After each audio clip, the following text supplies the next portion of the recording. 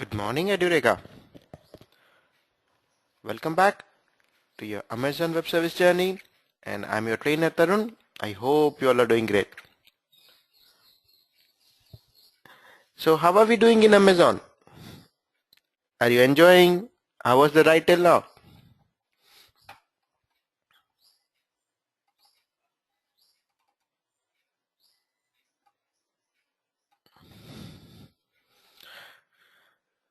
So, any comments, feedbacks, any questions on Amazon Web Service journey?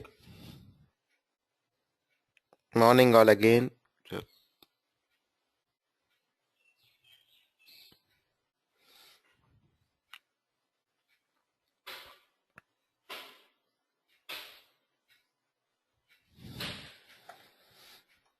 No questions? Any doubts till in the yesterday session? Oh, great, Vikas. Thanks, yeah. Good. Vikas has a question. Anyone else? Do you have any questions or anything?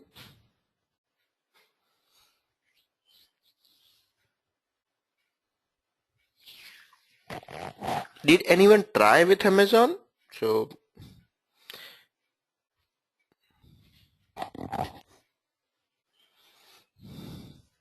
oh, not many.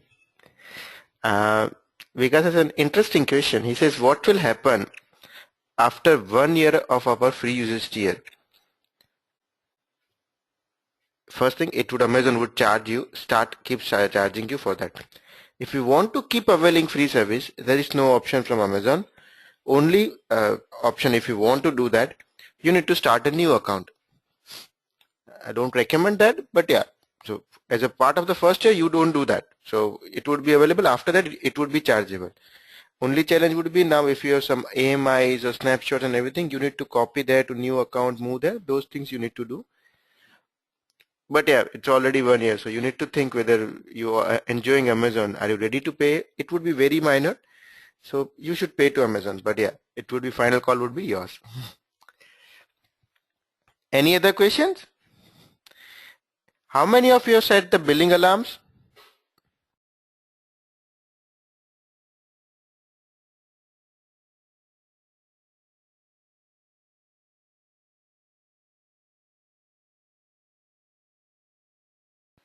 Okay, one up from Muthu. Anyone else who has set the billing alarms?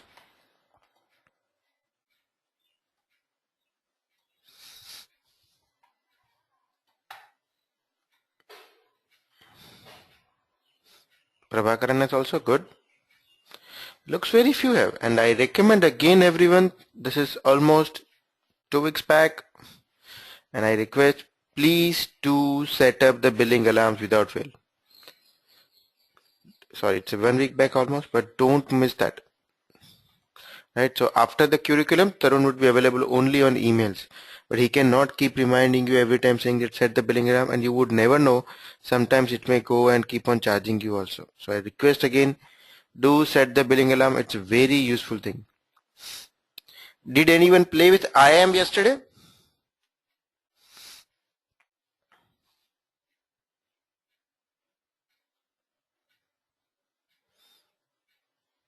Okay, no one has. So, oh, Muthu did good. So Nalla Perumal set the billing alarm, and Muthu played with the IAM. So Muthu, did you try with the IAM role assignment? I told you about that.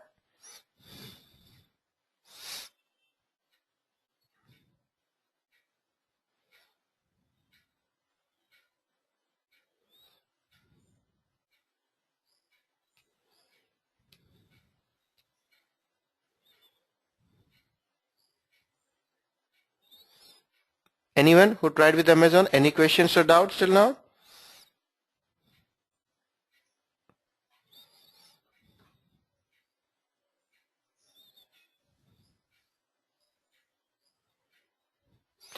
So, oh great. So Muthu tried that option also. And yes, Muthu, I hope it worked for you with the IAM role concept, with the CLI concept I told you. I hope that worked for you fine. But if you have any doubts or questions, you can ping. Piyush has a question. Say, if an AMI instance shows running, is it okay to keep it running? He is more concerned about the charges and billing. First question to you, Piyush. Have you set up the billing alarm?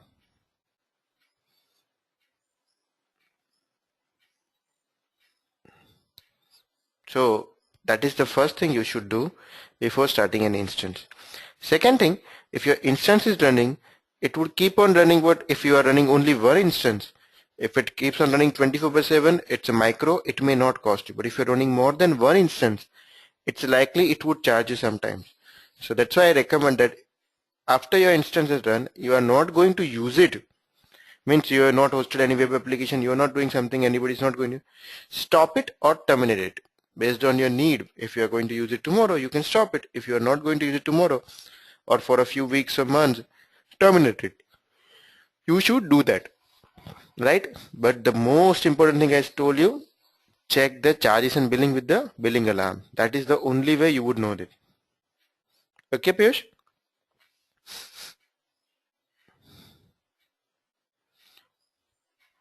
Okay, so let's do a quick recap now. I believe no one has any other question. So, and if you have questions, you can keep shooting. But till the time, a quick recap of yesterday's session only. What what can you do with the IAM?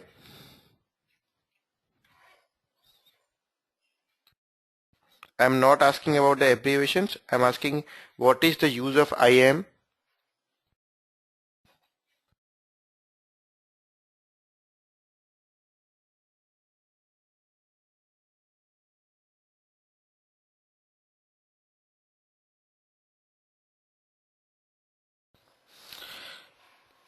So Vikas is the right answer.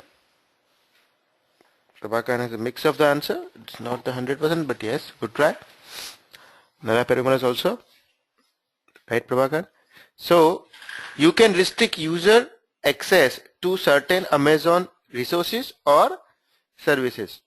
So you control the user access. You can create the users and groups and assign them certain kind of a permissions using the policies which would allow the users to access the certain services of Amazon or resources of Amazon. Right now, when you talk about this users and roles, um, how can a user access if you created an Amazon IAM user? How can that user access the services you have assigned him to?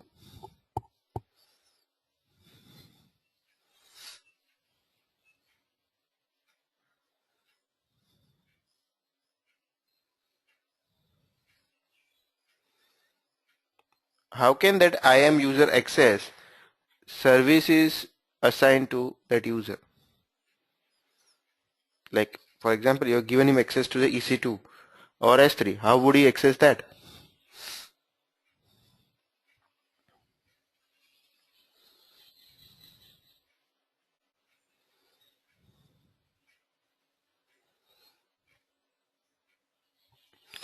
Not exactly I'm looking for. It says creating a policy, but I would not exact. You created already policy. After that, how would he access that?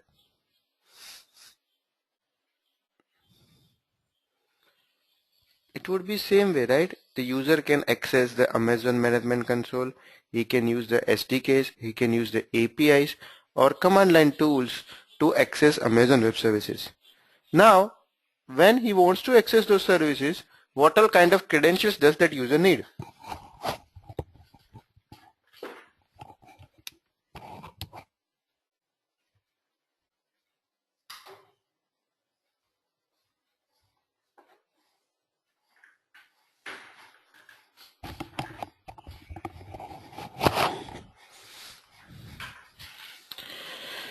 No, not the right answer. What all kind of a credentials does that user need to access the console? Or let me go one by one. If I want to access the console as a IAM user, what should I need to access the Amazon console?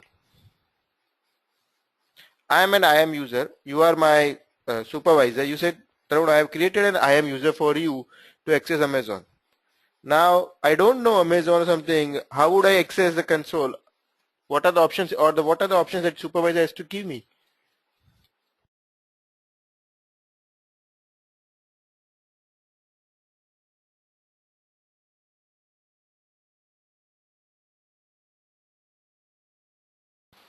Remember, I am accessing through the management console. So what would I need? I would first need a URL to access the Amazon management console. So IAM user would have a separate URL. Remember that now? Second thing, if I want to access the Amazon management console, I need the login ID and password. Access key, secret access key would not work for the console. Remember, access key, secret access key would not work for the console. So I would need a login ID and password here, right? And once I have the login ID and password, then I can log into that over that instance and I can work with that, right? Sorry, console, and I can work it. Now, where would I use the access key and secret access key of IAM user? I am an IAM user. I got some access key and secret access key. How can I use that access key and secret? I don't know anything. I just know access key and secret access key. How can I access IAM now or Amazon now?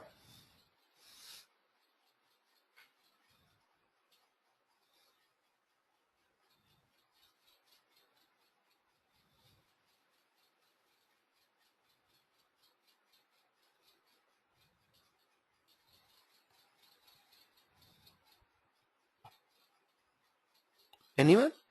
Easy. Didn't I tell you yesterday? No. With login your ID, I said I have only access key and secret access key available with me, and I want to access certain EC2 instance, or I want to do something on EC2 console. How can I do that?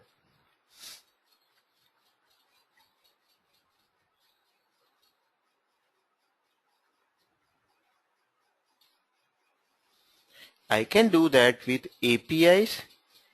I have to use the Amazon APIs, or I have to use the Amazon SDK, or I can use the Amazon command line tools also, which would help me to use those access key and secret access key. Access key and secret access key would work with the command line tools, APIs and SDKs. They do not work with the console. Remember, I specially mentioned this part, right? Remember now? It's a very important to differentiate between two kind of a credentials provided by Amazon. So login ID and password is for console. Access key, secret access key would be useful when you want to use with the some command line tool or APIs or SDKs. Apart from these two, you also have one more kind of a credentials offered by Amazon. What is that?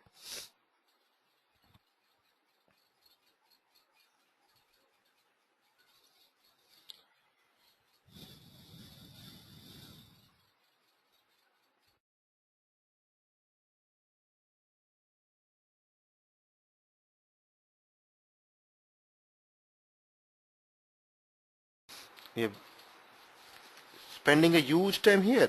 I remember, I thought everyone has forgotten now.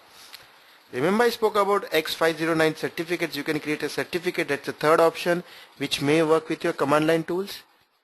The certificates you can create. Okay, last question on IAM. I'm not going deep now. I have limited time today. So I have my all credentials, access key, secret access key, or login password or certificates.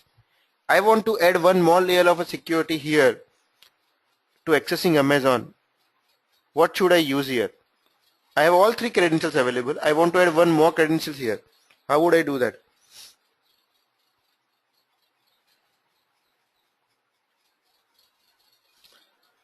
Kind of a right answer from Vikas, but not exactly. Right answer, Vikas. Now, it's not a dual, but it's called the multi-factor authentication, MFA.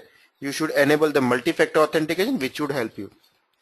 Okay, now skipping the role and all that as of now, we don't have time. Just go into the RDS quickly. Which are the two replications mechanism offered by RDS?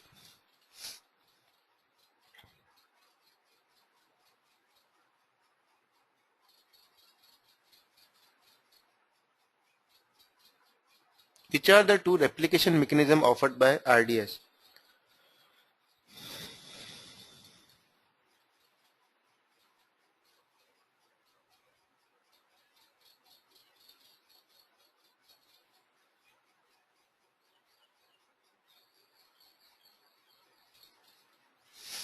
No, that's the difference between them. You came out, Muthu. Good try. But actually, I want the names. Multi-AZ and read replica. Now, what is the difference between multi-AZ and read replica?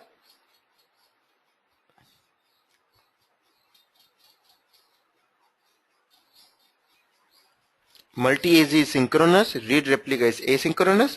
Multi-AZ helps you to achieve high availability. Read replica helps you to achieve scalability. Right? Remember now? Why do you use where?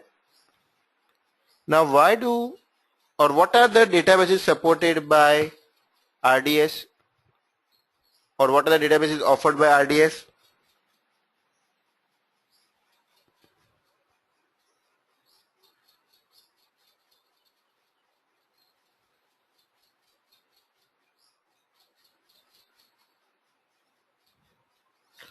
No, Prabhakar, I'm just asking the RDS. So RDS supports 5 databases. Now tell me, right answer Muthu, he added one more missing. 5 databases: MySQL, MS SQL, PostgreSQL, Oracle, and the new one, Aurora. Aurora offered by Amazon, which is in a preview mode as of now. Right? Now, what are the salient features? Last question, what are the salient features of RDS you remember? Why do I use RDS?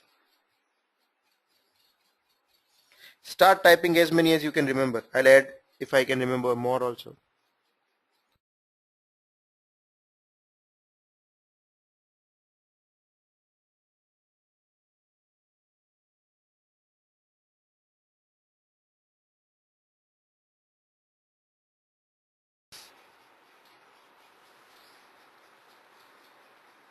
So Ricardo has a few options. Yes, go ahead. Good.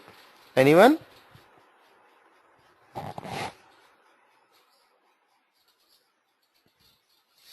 Good one, Ricardo. So Ricardo came out with the 4 to 5 answers. Anyone else?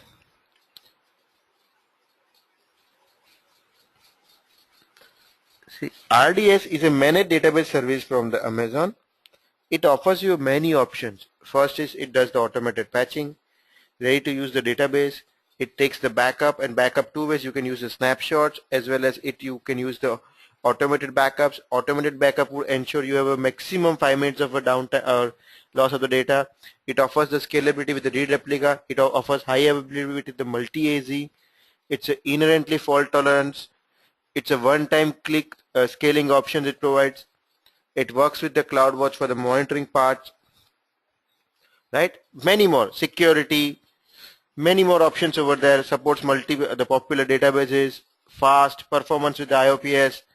So you can name so many options here. So this is all about the recap of the yesterday. I think we spent a good time, and now it's time for today's session. Now before we go to today's session, I would like to announce a security warning. Today's session would be a little heavy. The reason we are going to cover a huge number of services today. This is the last session where I am going to cover about the Amazon services. So it might be a little heavy, but don't try to remember everything, else you will also get confused. Rather, just take up 2 bullet points out of each service. This would help you a lot. For example, if I give you name of the EC2, why do you use the EC2? Because you want a virtual machine in the cloud. You want the EBS. Why do you use the EBS? Because I want a persistent storage with the EC2. You go to auto scaling. Why do you use the auto scaling? Because it can scale up and scale down as per my requirements. So that's the one thing you take out. Now, when you go out in the market and somebody says, I have a requirement, I want to achieve the scalability on the certain policies or certain conditions, you know I have to use the auto scaling. Somebody says, I want to host a website over there in the cloud, you know you have to use the EC2. Right? So this way I'm saying, try to understand why this service is useful and why I'm coming to this point. So 2 aspects would be, see, I have a limited time. I have only 8 weeks, so I cannot cover everything. So I tried to stuff. I went in deep down as much as possible for the first 5 sessions. For this session, I planned such a way that I pass on multiple services to you, so you know at least how to use it, why Amazon has offered this service, right? And again, Amazon has a empty number of services, or rather I would not say empty, it's much more, 30, 40 plus over there, right? So in that case, you can't go to each and every service, but at least you know some services, you know how to use that. So that's the purpose of this today's sessions, where I would not go complete deep down, but at least get you aware. And if possible, for some of the time, I'll also show you the demo for quite a few services also. Okay.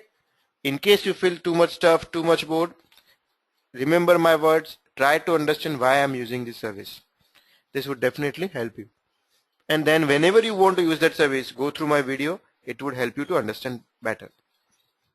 Cool. So are we all agree with the rule? Can I start?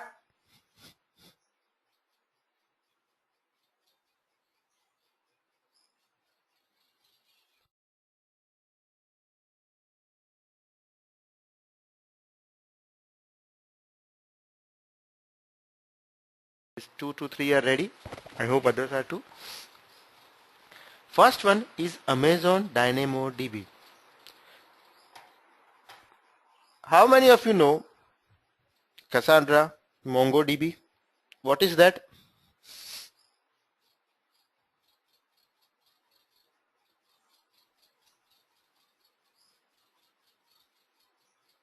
Right, so they all are the NoSQL database.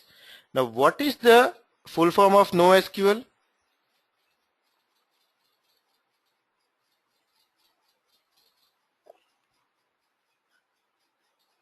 Right answer, Piyush, not only SQL.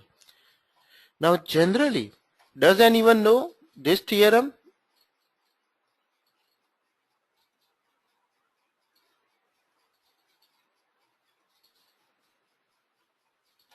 Do you know this theorem, CAP?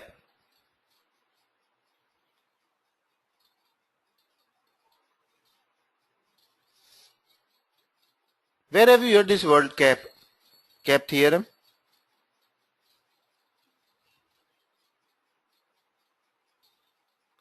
Day 3, Amazon S3, I mentioned about consistency, availability, partition tolerance, and I mentioned Amazon S3 follows the eventual consistency model, right? Amazon DynamoDB also follows the similar kind of a model. And not that only, most of the NoSQL databases follows the CAP theorem. They might follow in CA or CP to achieve the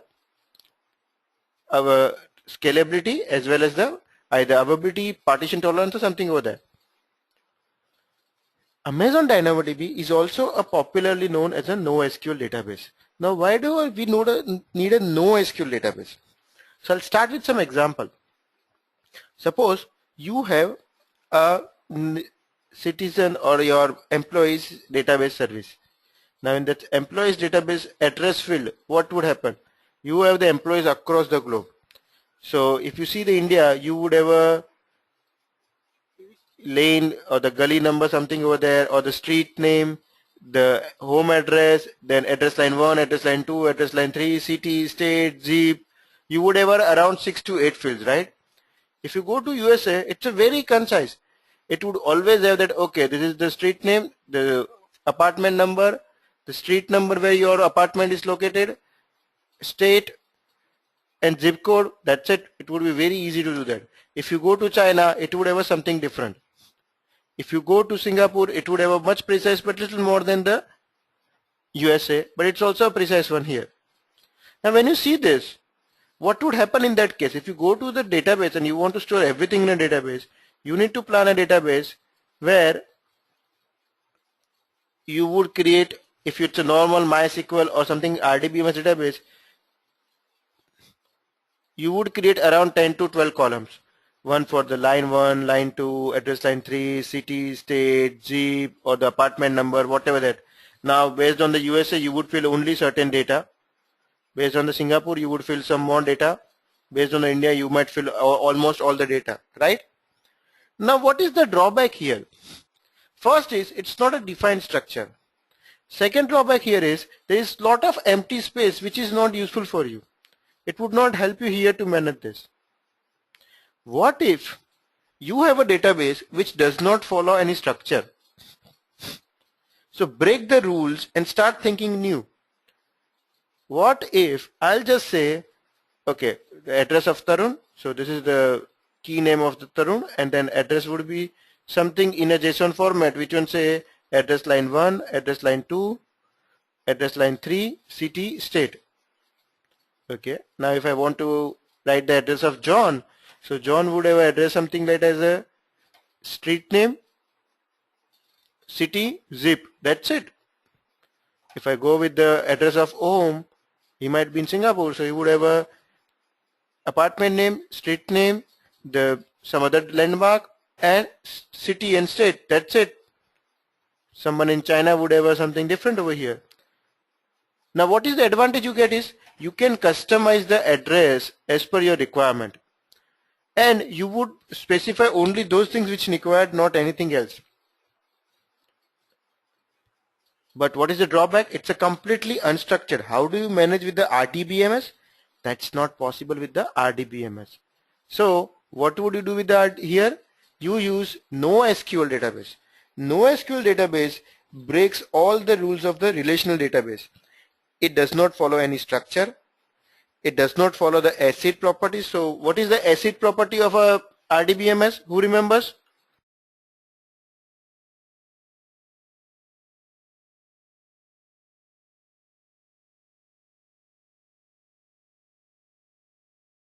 Right, atomic consistence.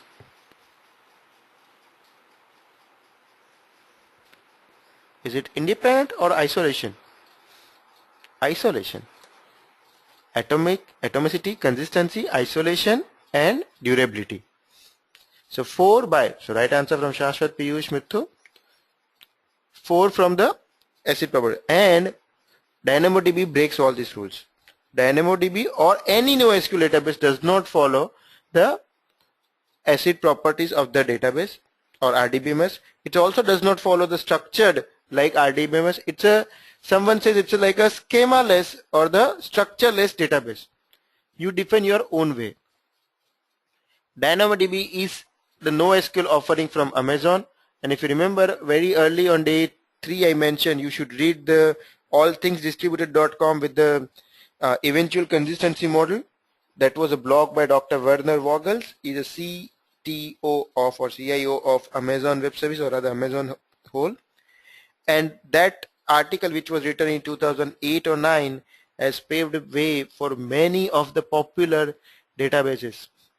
Like Cassandra is by Facebook, Bigtable is by Google, Amazon offers DynamoDB, we also have a MongoDB, then CouchDB, and so many. Voldemort, and there are so many databases available in the market for NoSQL. Based on your need, you can decide which one you want to use it. DynamoDB follows the key value store concept. So everything value would be in some kind of a, you can think of as a JSON value, but that value would be identified by a unique key.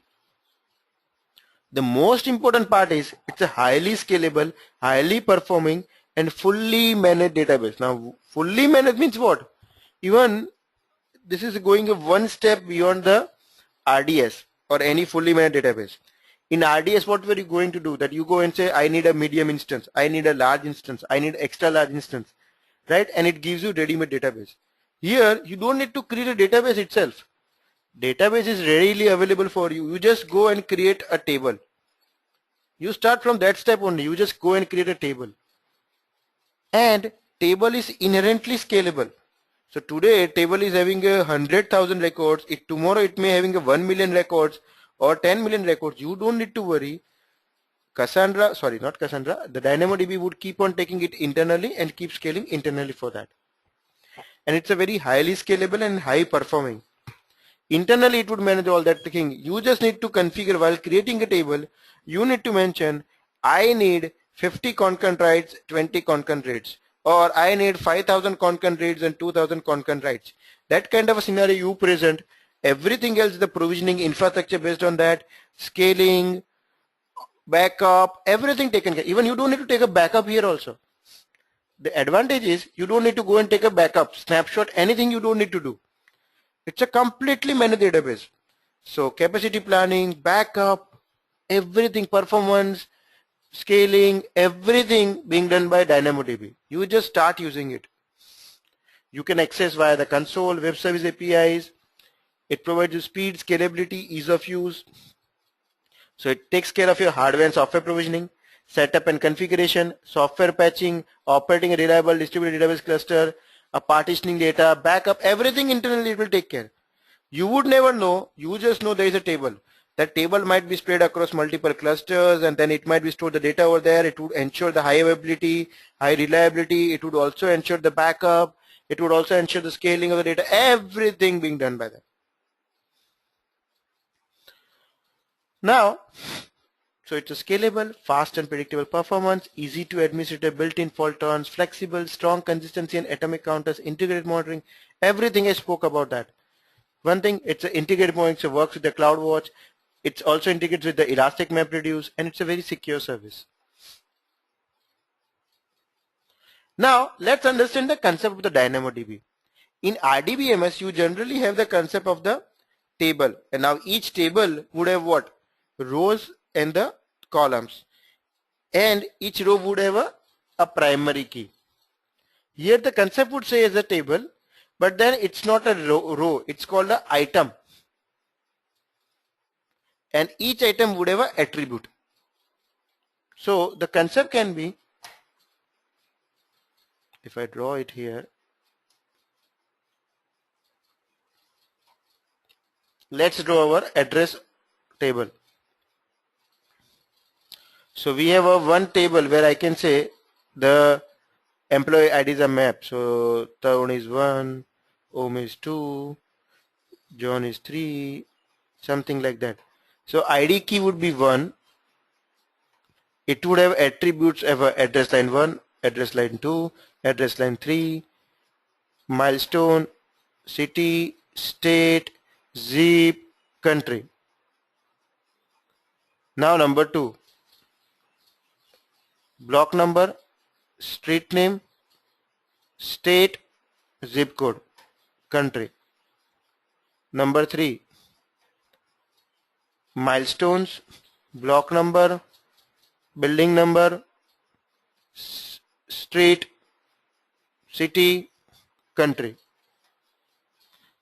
Now you say this looks like a RDBMS also, right? No. What happens here is, here when you created a record 1, it would show only this many attributes. You created record 2 for this many attributes, record 3 for this. Now when you query 1, it would bring only these attributes. Another advantage is, here the attribute name was address 1. Here the attribute name is city or state, or it can be the block number. Now remember your RDBMS, each column name has to be same, right?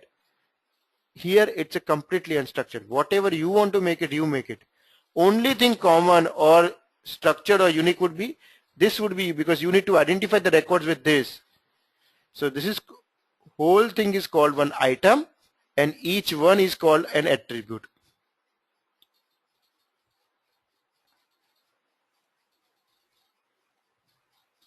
So each item would have a hash key. So a primary key is identified here, known as a hash key. Now in some of the cases you also know we have a concept of the composite primary key, right? We want the certain data from the employee table, we want certain data from the product table or somewhere, and then we make a composite primary key. That is called the, in a composite primary key would be known as a range key. That means that employee ID 1 can be, you are making a database for the departments or something, right? The employee ID 1 and the range key would be department name. So Tarun can be of HR department, Tarun can be in CFO department, finance department, Tarun can be in admin department. He is working in 3 departments. So for each 3 department he would have a separate duties to be performed.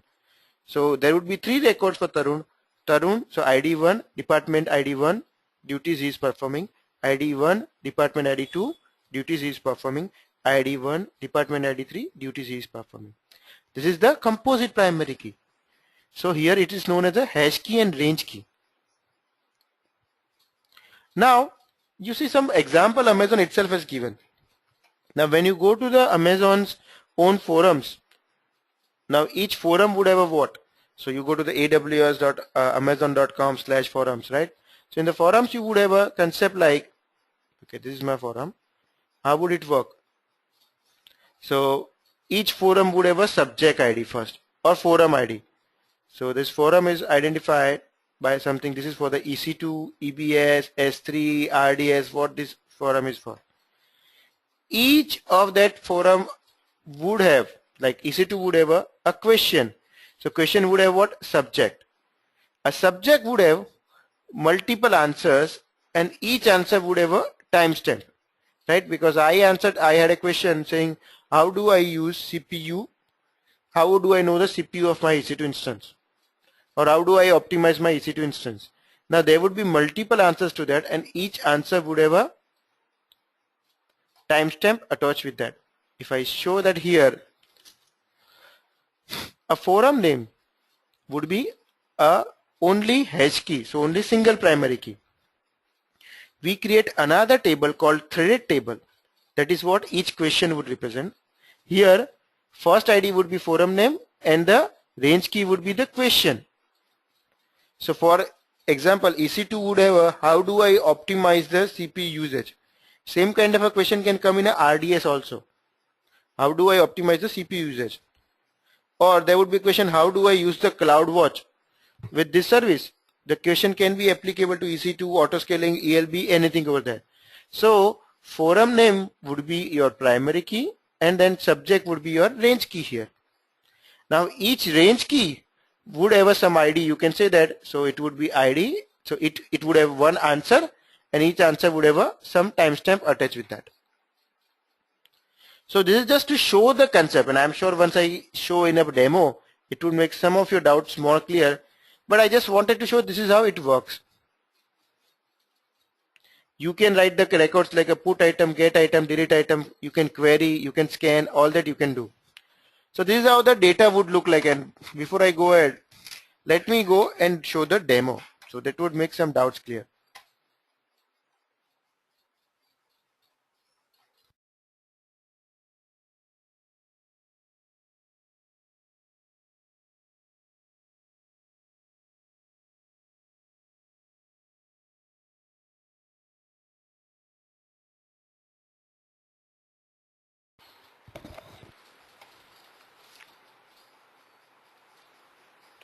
So in the database, you can go to DynamoDB.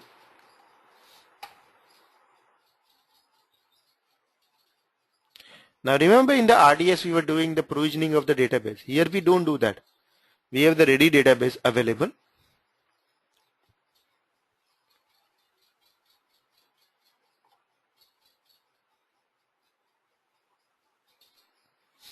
So you just go and say create table. You don't create the database, provision anything. No, it's a ready to use database. You just create a table.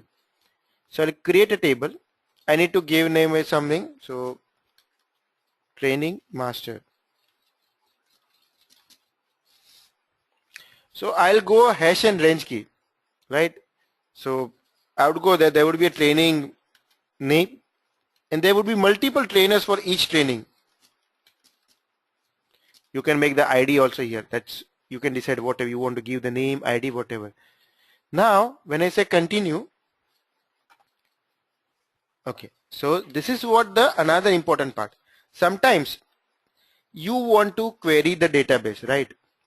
And you don't want to query always on primary key. You want to query on certain different attributes also. For example, you want to find the products which are less than $30 or products which are in the computer category. Now this all are not the primary fields.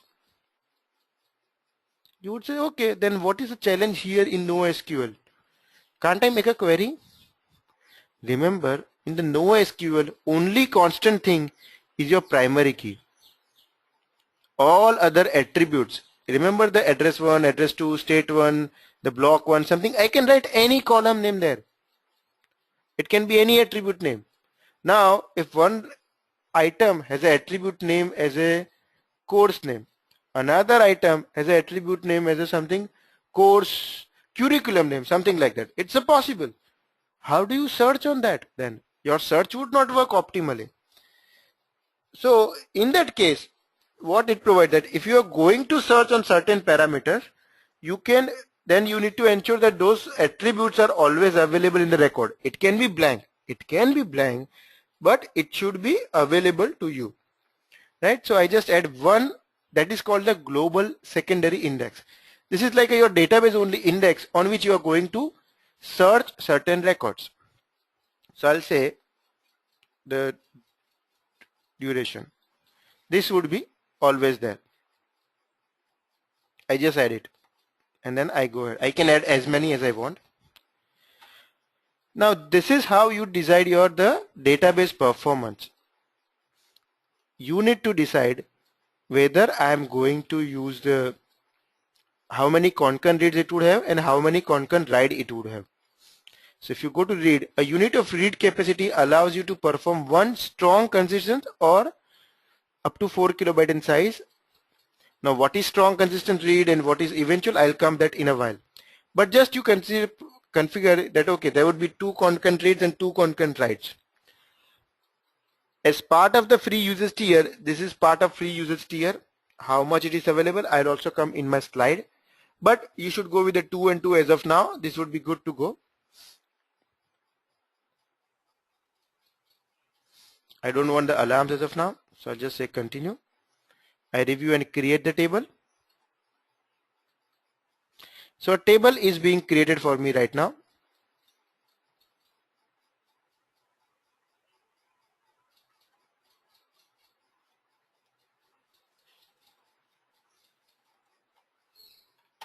Just my cache. So you can see the table has been created. You can watch, it would have the monitoring part also here. All the monitoring data you can see here. Currently we don't have the data. I'll go to the table by double clicking on that. Now I can do all these steps from the command line tool or even the SDKs from where you are doing like insert record, update record, something. There would be APIs available. Let me create a few records to show the real power of NoSQL. So I'll call it the create item. Right. So here I would say training name AWS, trainer name Tarun, duration 3 hours. Okay, do I want to add something here? I would say insert date 21st Feb. Anything I can enter.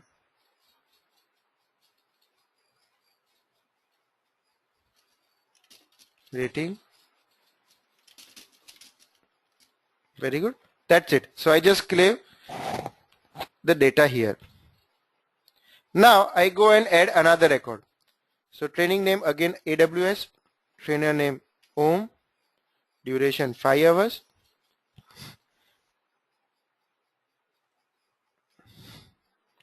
I add something, add participants 20.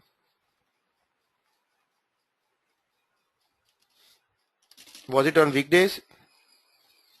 Yes.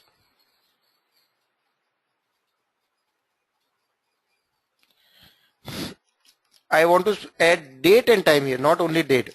So I can add that.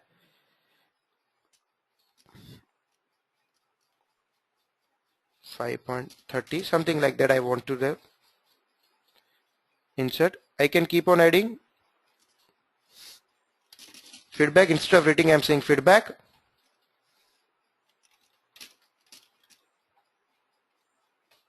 I add one more. Global participants. Yes. So you can see I completely added a different kind of a record here. Now I add one more where I say training for AWS. I don't want to enter the duration here. That's it. Oh, sorry, duration I have to add. Alright, I can keep it blank also.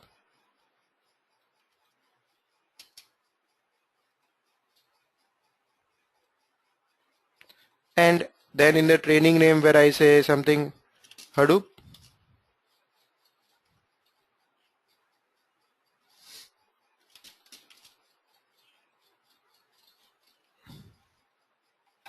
and I adjust one more.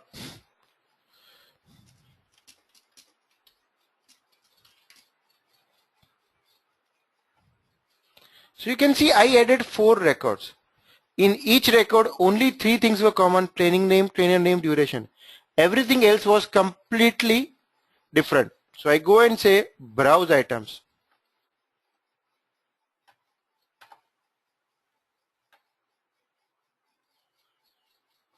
You can see the records now. So it will say AWS, which is having Om, Philip and Tarun.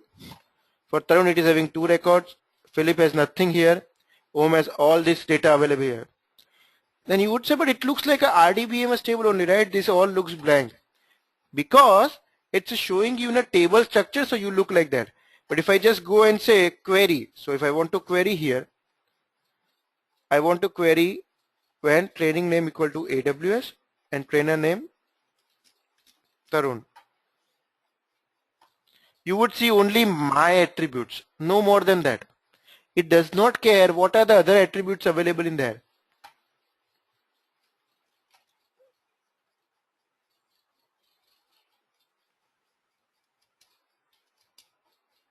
Something I need to remember also, sorry.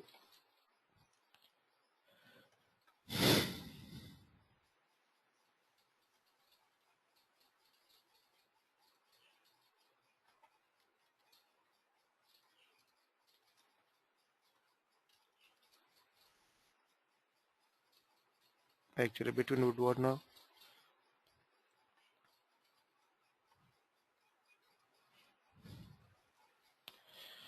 Yeah, I'm not a query champion, so I need to learn also this. How do I write it? But yeah, you can do that. So if I just go and say Om, you would see all the attributes of Om also here.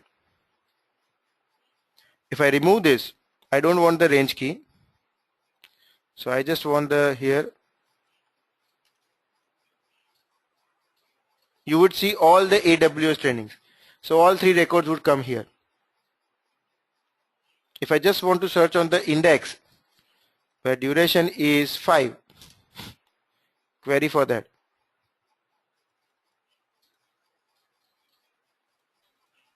So it would give me that, okay, wherever the duration is something like that, it will give me that.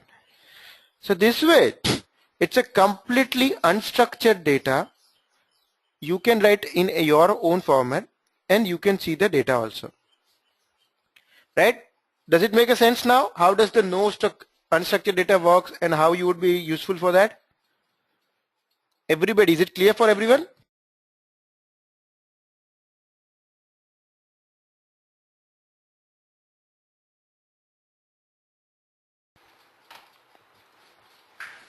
Okay, great. So let's move on to our session.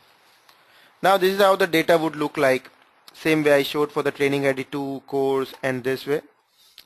Now what does Amazon DynamoDB would manage for you? It would manage you hardware provisioning, cross-zone replication, everything internally, monitoring and handling of hardware failure internally, changing the level of provision throughput. So you can just change the throughput and it would provision accordingly. So internally it has to change the cluster, the provision, anything, it would do everything.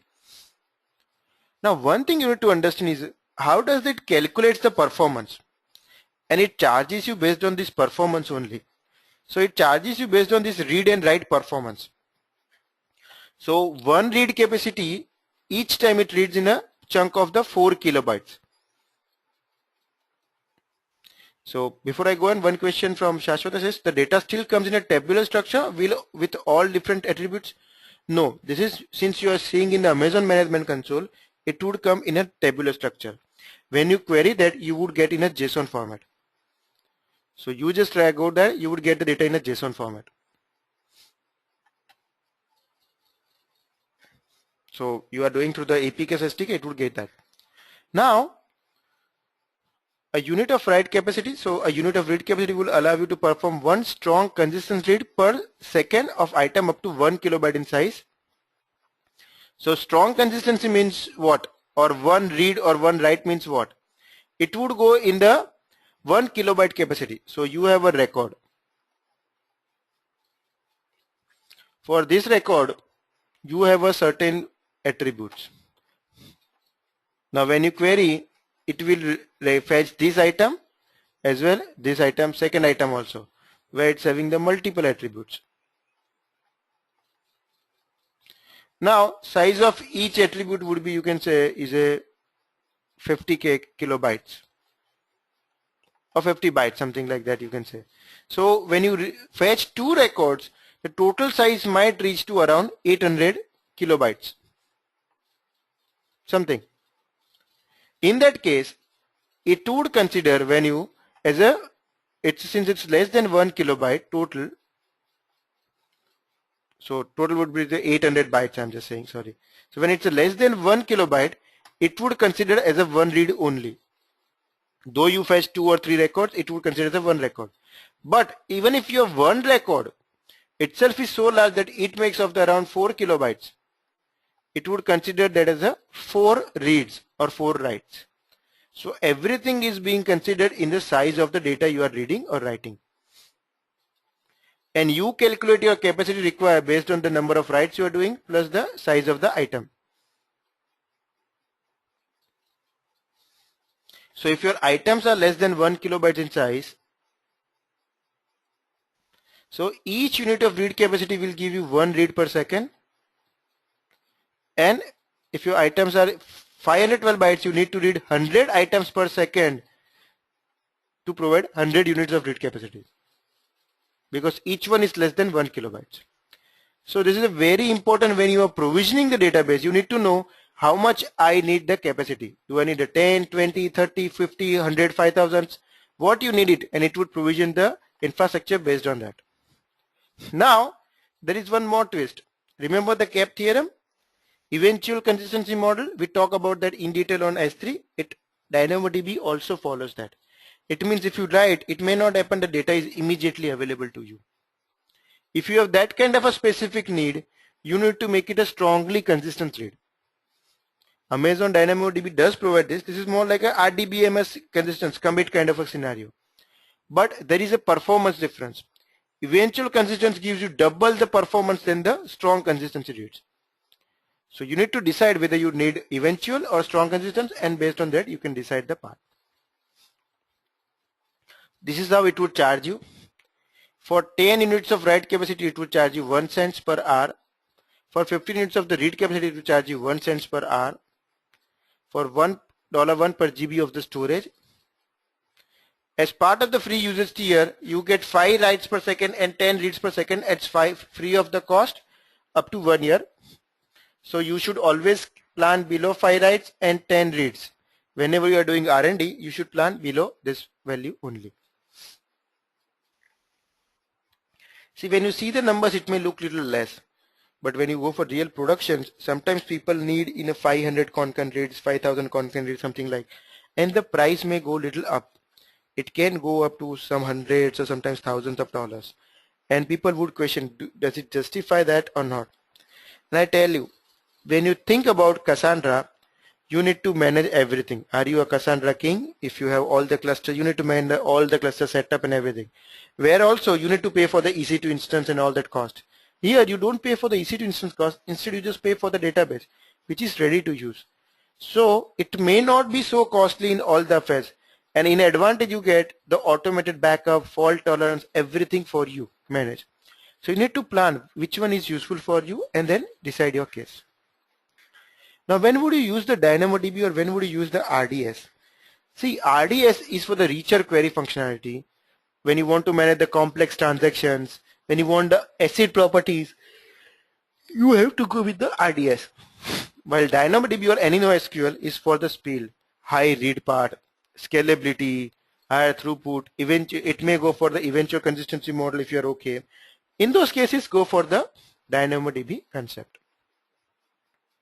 So DynamoDB would definitely give you a real scalable database.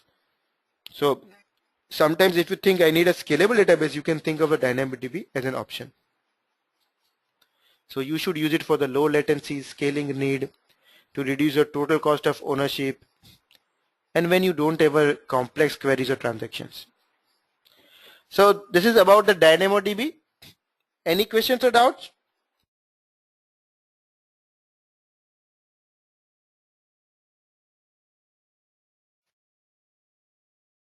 So remember my buzzword. Now somebody says I have the unstructured data, I want the scalable data, or I want the managed NoSQL database. When you have those kind of a questions, you know the answer you have in Amazon. If you remember this, then it would solve you most of your problems. Come to this video, go through that again. At least it would give you kickstart. How do I start with the DynamoDB? Okay, are we all clear?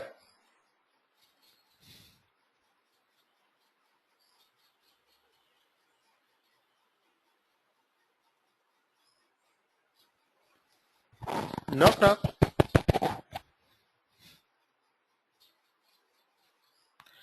Who has a question? Is there any difference between Amazon and Azure? A good question and a tricky one. There is a huge difference. When you talk about the capacity, pricing, all that is different. When you talk about the service offering, it would be not always different. Azure would also provide the AWS, kind of a similar on a load balancer. The service name would be different. You might use it differently. It also has the offering from the NoSQL. It has for the load balancer. But frankly, Amazon is having a huge portfolio comparing Azure. Amazon is having a huge data centers comparing Azure. And Amazon is cheaper also comparing Azure. Okay, so Ricardo has a question, how do I run an SQL or Hive? I showed you, right? So when I go to that, you say query and you can run the query here. This is how you run the query. It's not a complex query you can run. It just you can run query on your index name and hash key only. And from programming, they would be saying that, okay, get item, put item, something like that. In that get item, you can pass certain these attributes. Okay, Ricardo? Now, let's go to next service, Amazon Glacier. Yeah, so it's a JDBC connection. It does provide the JDBC drivers. You can directly use the JDBC, ODBC drivers from your, and it provides the drivers for most of the programming language. So you can use that and over there. And then you can call it from your program also or SDK. Shashwat says, how do you query on non-primary attributes? You can't. You need to define them as a global secondary index, then only you can query on that. The reason I told you, because if you don't set up the index, it means that attribute may not exist at all in that item. So you need to set that attribute first if you are going to query on that. That's why Amazon has provided the global query index concept. Right, now moving to the next service, Amazon Glacier. Amazon Glacier is an archival storage service for Amazon. Now what does it mean? So let's try to understand the data. First few cases. I'm referring to 5 cases as of now. Just try to identify what is the similarity in all cases. First, you have a huge company and that your company needs to follow the government rules, which requires to log maintain all your audit and some kind of a digital data for a longer period, like 7 years, 10 years, something like that. Now there are huge data available, but you would not use it in day-to-day life unless there is some audit and you want to show them the data of the previous years. You have worked with a multiple clients, and then for each client you would have a number of email communications available over there. Now which has created a big mail archive for you, which is more than a terabytes of size. But again, when you are going, you don't refer those archive mails day-to-day life. You only whenever there is some specific query from a client saying, how did you set up that? Can you please configure me? You would approach those mail files and check that. Otherwise, you would not be using. You are in a legal or some kind of a compliance industry where you need a number of guidance documents. And that's again, if you see the legal, you go to lawyer's house, you would see that his office would be full of the books. Now, you have the e-library of these books, which would be in terabytes. You don't refer them every day, but yeah, you need those in any case, wherever you want to refer them. You have a big organization, like you can think of the Infosys or Railways or TCS, Tata Consultant, something like that, where you would see that they say 15-20% of the attrition around, I believe. I don't know the exact numbers of the Infi or Tata or something, but I'm sure it must be around 20% something, the attrition rate. Now what I hear is they have around 2 lakh employees, I believe, not sure. So 2 lakh employees and 20% the attrition would be 40,000 employees leaving the organization every year. So 40,000 employees would be what, around every day there would be 100 employees leaving the organization. Now this Vishal Sikka, right, from Infosys, he started something new, that's okay, he welcomes back the old employees, join us back, something like that. So there would be more and more associates keeps coming and joining over there. Now in those cases, HR needs to maintain all the records of the associates in some file. So whenever they leave, the record would be there. Whenever they want to join back, you would have the records available for them. But you record all these records only when they join back, not in a day-to-day part. You have a big supply chain management system which is having a millions of transactions every day.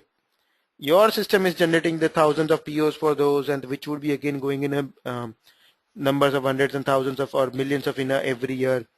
You don't get those POs, or you don't need to refer those POs in day-to-day life because it's all automated SCM. Yeah, if some client queries, you may need to go and check those, the invoices or POs, otherwise you may not refer all those. Now in all these cases, what do you find so common? What do you find so common?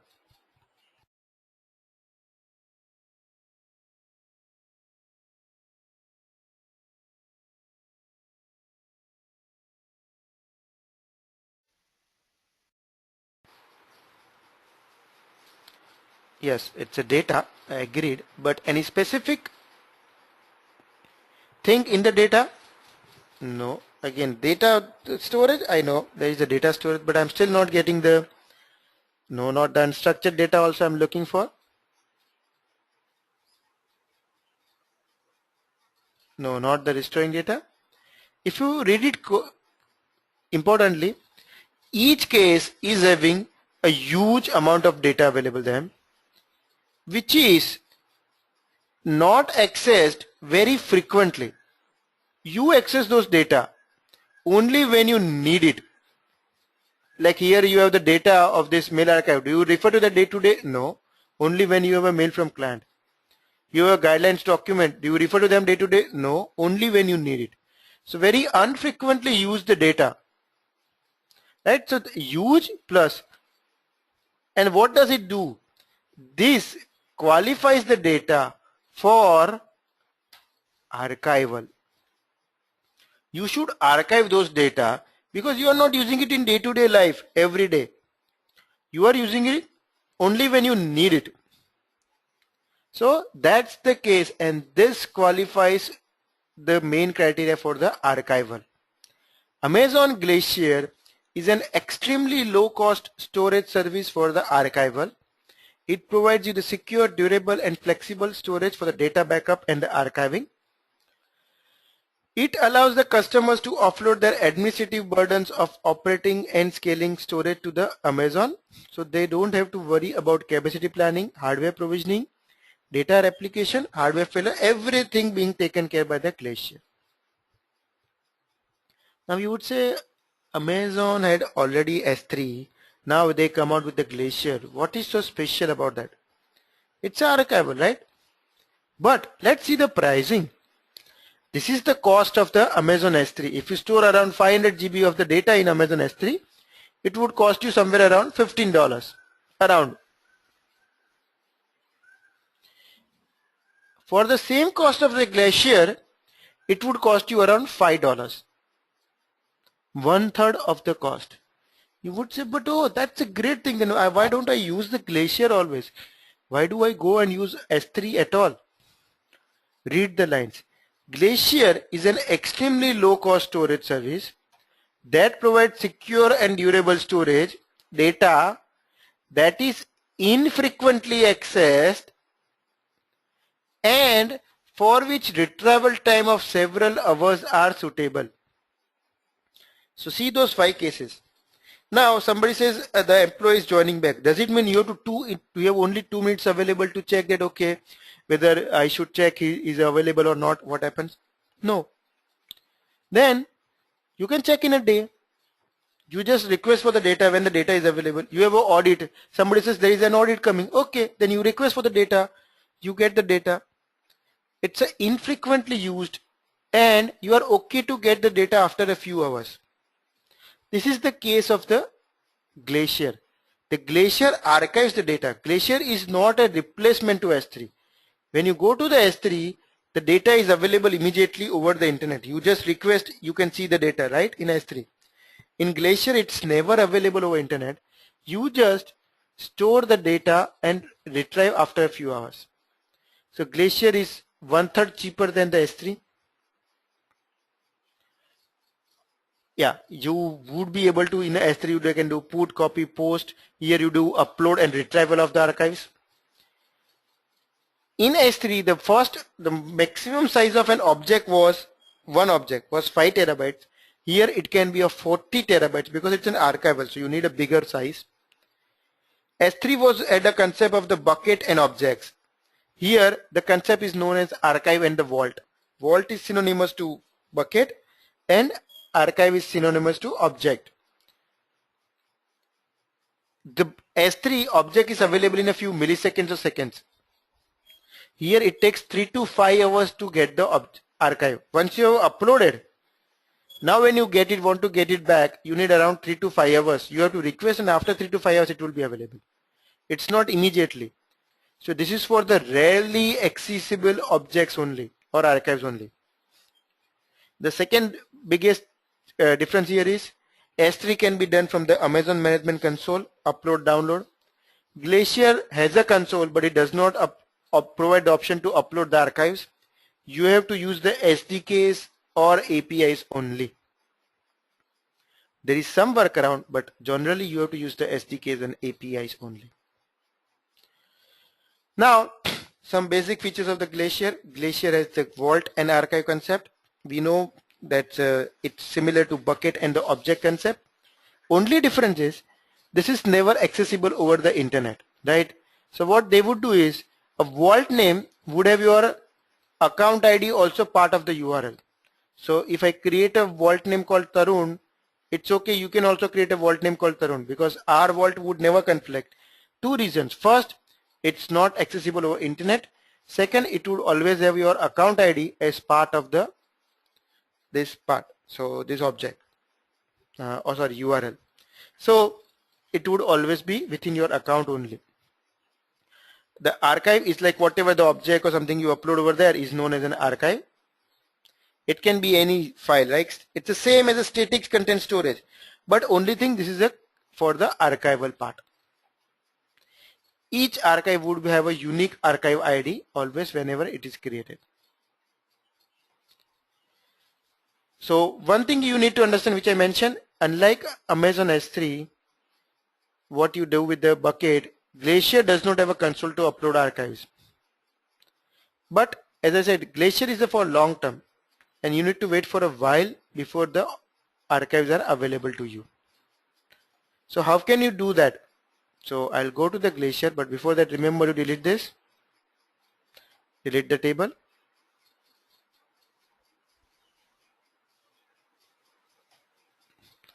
I'll go to the services, storage and content. I'll go to the Glacier.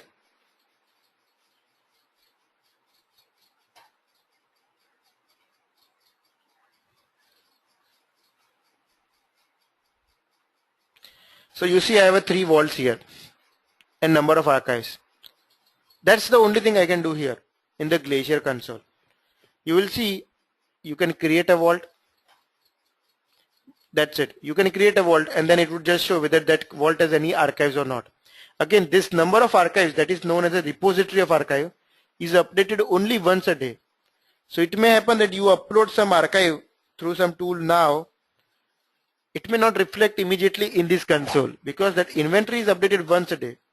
The purpose is clear. Glacier says I am for a long-term storage. If you are going to access for the frequent purpose, like I upload and try to get in 3 hours, then upload and then try to get in 3 hours, don't come to me. So that's the concept of the Glacier. Now how do you upload to the Glacier? Now to upload for this Glacier to a specific vault, you have to use the SDKs or APIs only. You can't do from the console. But there is some workaround in here. If I go to the S3, S3 allows me one option where I can archive certain data from S3. How would that work? So I would go to my bucket, any bucket, Tarun third mein. Now let me go inside. Oh, it's already Glacier. So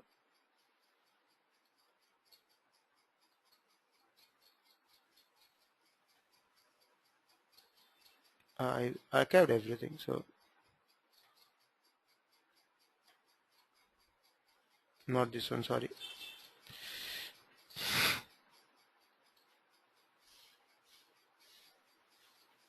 Okay, I can select this one.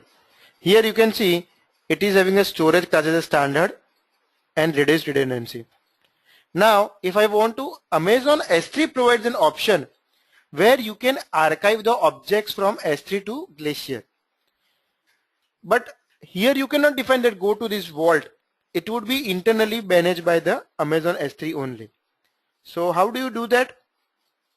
In the bucket, remember I talked about the life cycle and I said that I'll introduce you that concept on day 6. This is the time. So you go to the life cycle and say add rule. Okay, do you want to apply for a whole bucket or particular object? If you want to apply for a particular object, you specify the name. I want to apply this rule for the whole bucket. And what do I want to do? Do I want to do permanently delete?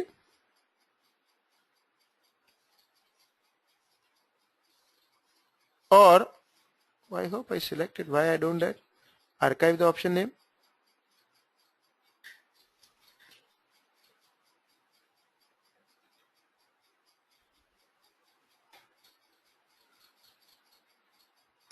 Ideally there should be an option here, or did I miss that in lifestyle?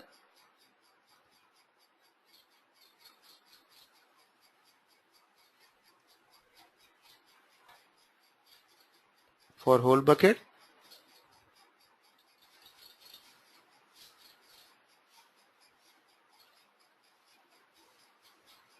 Surprisingly it shows me only one option.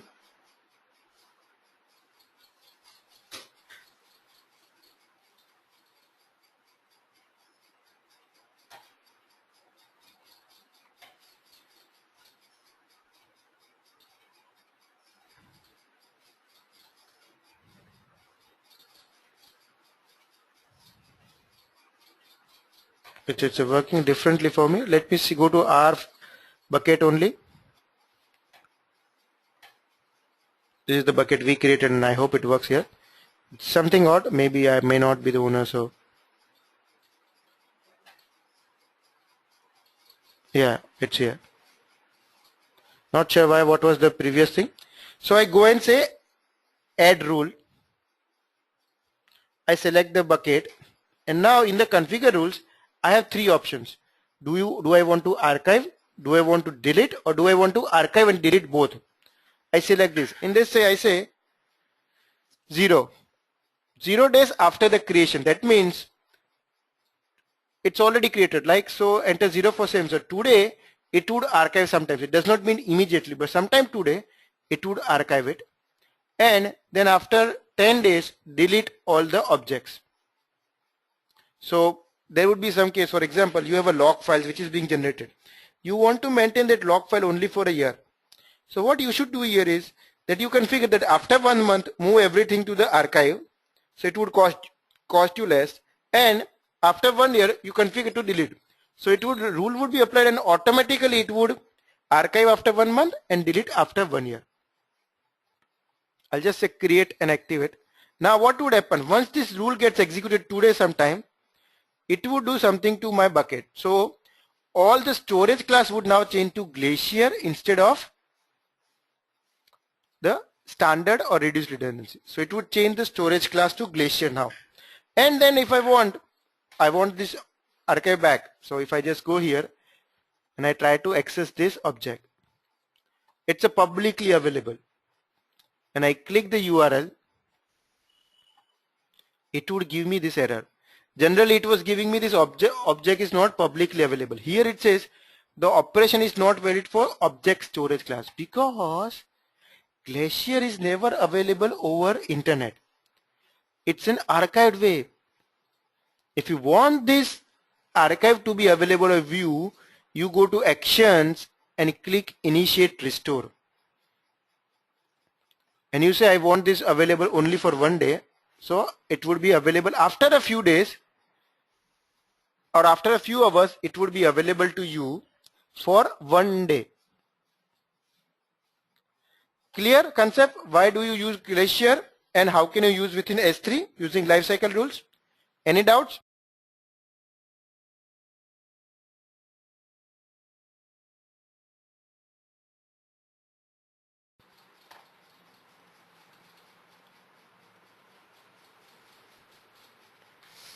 So Varun says he might have missed that. Could you please tell me how to enable the read permission for entire S3 bucket? Remember Varun, I showed you the bucket policy yesterday. I would request, because we are little short of time today, I would request you can go through the video of yesterday. I showed how can you set the permission for a bucket. That would help you. How would they? Right? Now, Nalla Perumal says, is it by default 1 day? No, there is nothing like 1 day. You can set up whatever you want to set up. You provide the day, 1 day, 10 days, 15 days, whatever you want to give, you do it. I manually entered 1 day. Okay. Now, uploading and deleting archives. So, Glacier provides an operation to upload and delete archives. And you can, however, cannot update an existing archive. The problem here is, for example, you have an archive called tarun.txt. Glacier would assign some unique ID to that, ABC12 something user ID. Now when you upload new archive named tarun.txt, it would take this also and it would assign some new ID. This is it. It would not override the first one. No, that's not working. Whatever you upload, it never checks what is the name, whether I'm going to override. No, it would just keep adding more and more archives here because it's an archival. It's nothing a day-to-day storage system. If you want to do the update part only, then you manually delete the first archive and upload the next archive.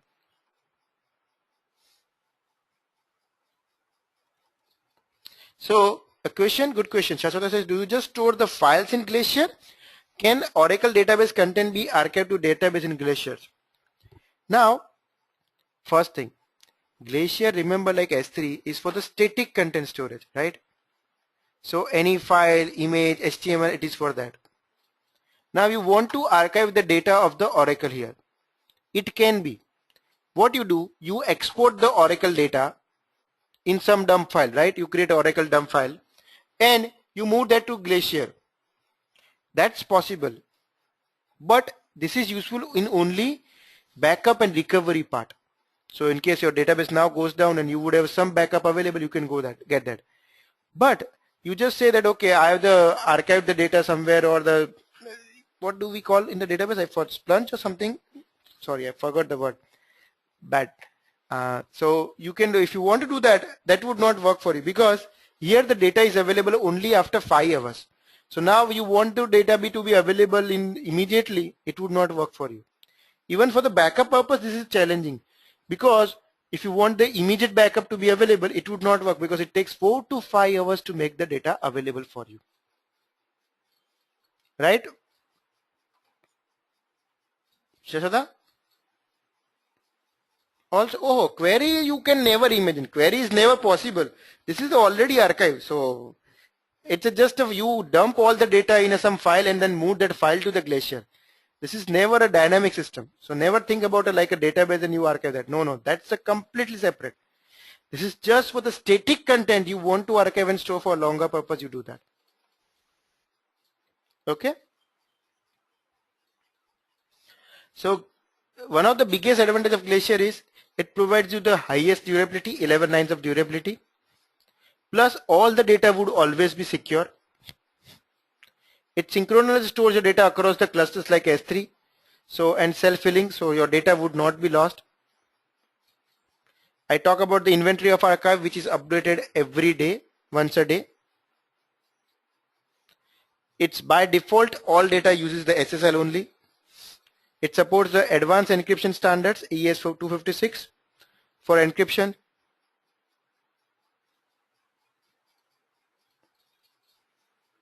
Now you can use the Glacier with S3. I just demoed that part. So Glacier does not provide a console to archive that, but S3 does provide to move to the Glacier. So that's all about the Glacier. Any questions or doubt? The outcome is, when you want to archive objects or when you want to store the infrequently used large objects, move them to Glacier. Clear, everyone?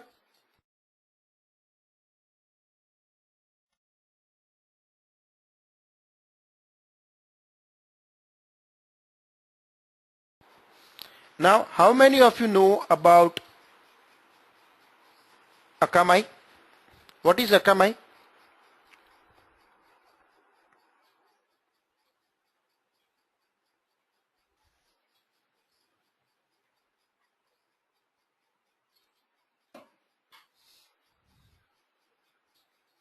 Yes, it's a CDN, Content Distribution Network.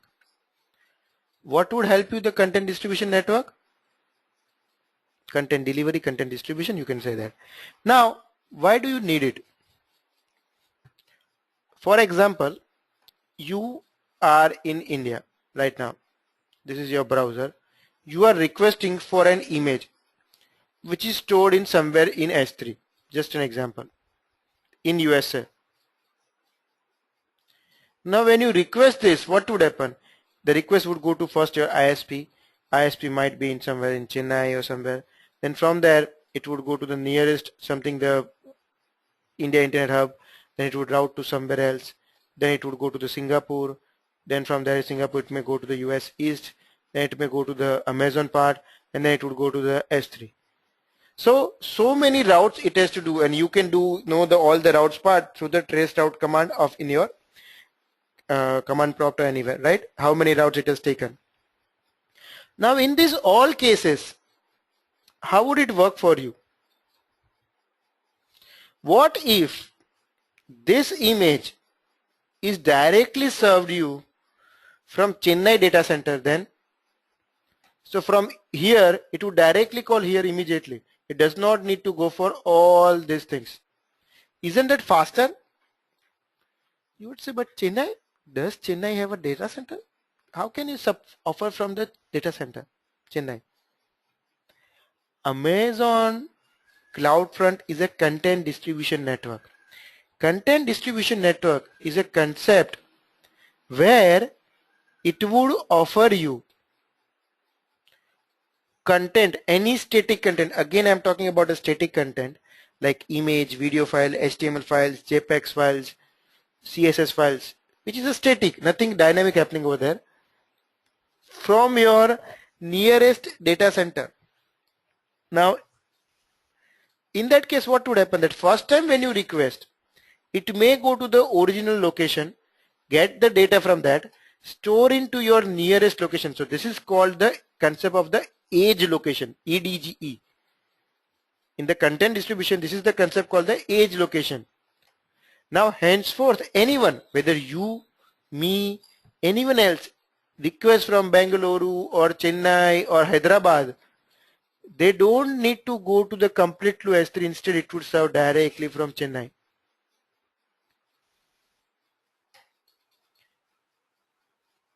So everybody, it would be getting from the Chennai only. So it would be faster to get that content. This is the concept of the CloudFront content distribution network. It provides a web service for the content delivery. It provides a caching service. So it's like a caching service for the static objects. You just cache your objects over there.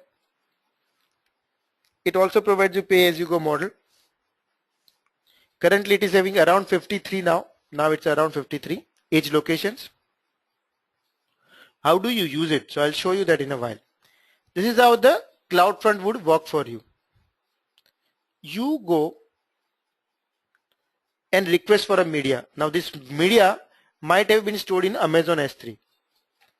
So the URL of the S3 would be something http s3.amazonaws.com /Tarun, that's my bucket name, /abc.jpg. This is the object.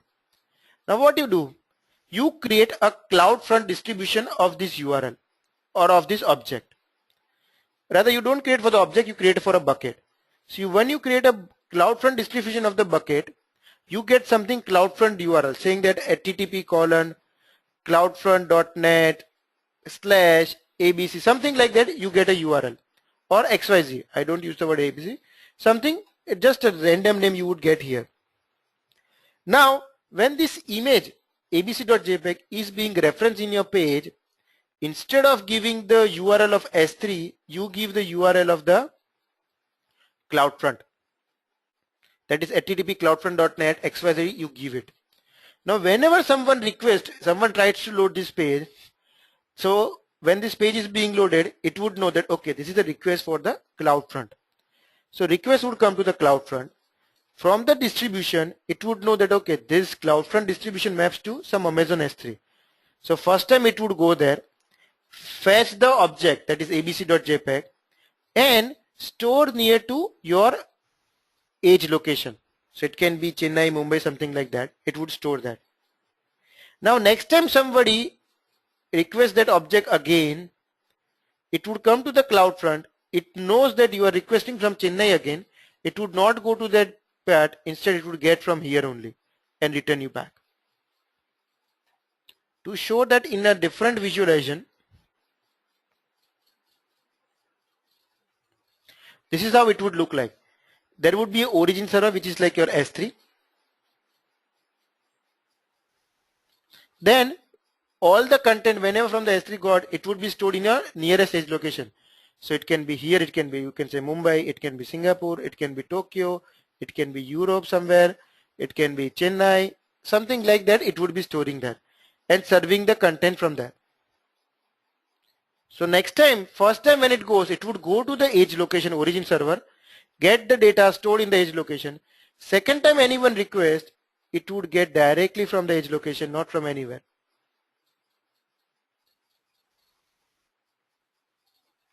Currently there are 50 plus edge locations, and we do have the edge location in Mumbai and Chennai, both the places.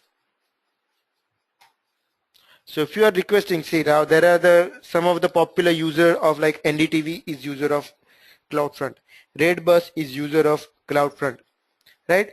Or Amazon. So they might store certain content on the CloudFront.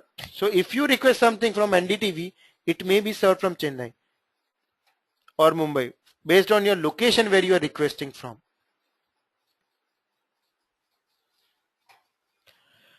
It's a very fast, simple to use delivery of content using HTTP and HTTPS. It supports both protocols. You can make the secure also. It supports the real time. Now there are two cases. One is a download distribution, another is a streaming distribution. Download means you have a JPEG files, image files, HTML, CSS, all this you just need to download or you need to view that. In video, you need to stream the file also. So CloudFront also supports streaming using Adobe's real-time messaging protocol, RTMP. That is also possible with the CloudFront. How do you use it? You create a distribution and then it would give you the URL. You use that URL, CloudFront distribution URL, and for that URL, it would be valid for 24 hours. I'm not talking about the URL. I'm talking when the content moves to the cache, when you create it, and now when someone requests it, when it comes to the edge location, I'm sure everybody would have a question, what about the caching? What if I have uploaded the new version? Right? I'm sure everybody would have a question that. How would you get the new version? So by default, it would stay here for 24 hours. So within 24 hours, anyone request, it would come here. After 24 hours, it would go there. But there are many mechanisms available with CloudFront where you can always configure, say that before serving content, just go and check whether I have the new version available or not. So it would just check whether available or not. If it is not available, it will serve from the here. You say, but then it already made a trip. Yes, but it made a trip to just to check the content up new version or there not. If no new version, it would serve directly from here. So it will be still faster. There is also a way available where if you upload a new version, you can invalidate all the H locations content. So it would clear all the history here. So every time now someone requests, it will go and fetch the new version only.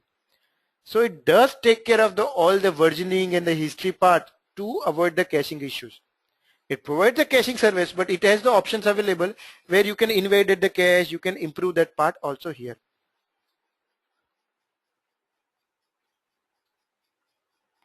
So when a client requests page using domain name, CloudFront admin for the base location and serve the content from there. It would be available for that 24 hours. Right? So we would do the demo after the break.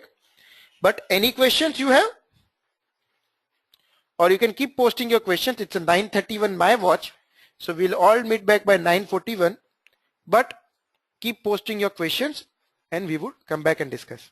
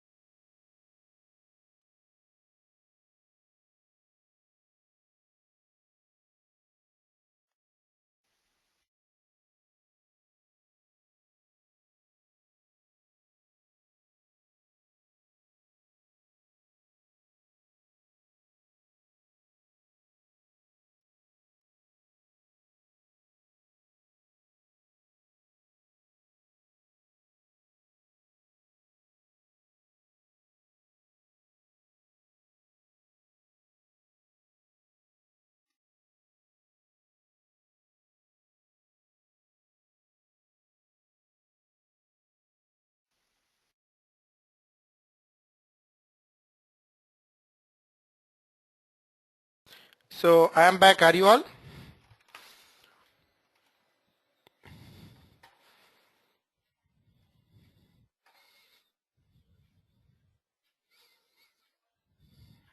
Are you all back?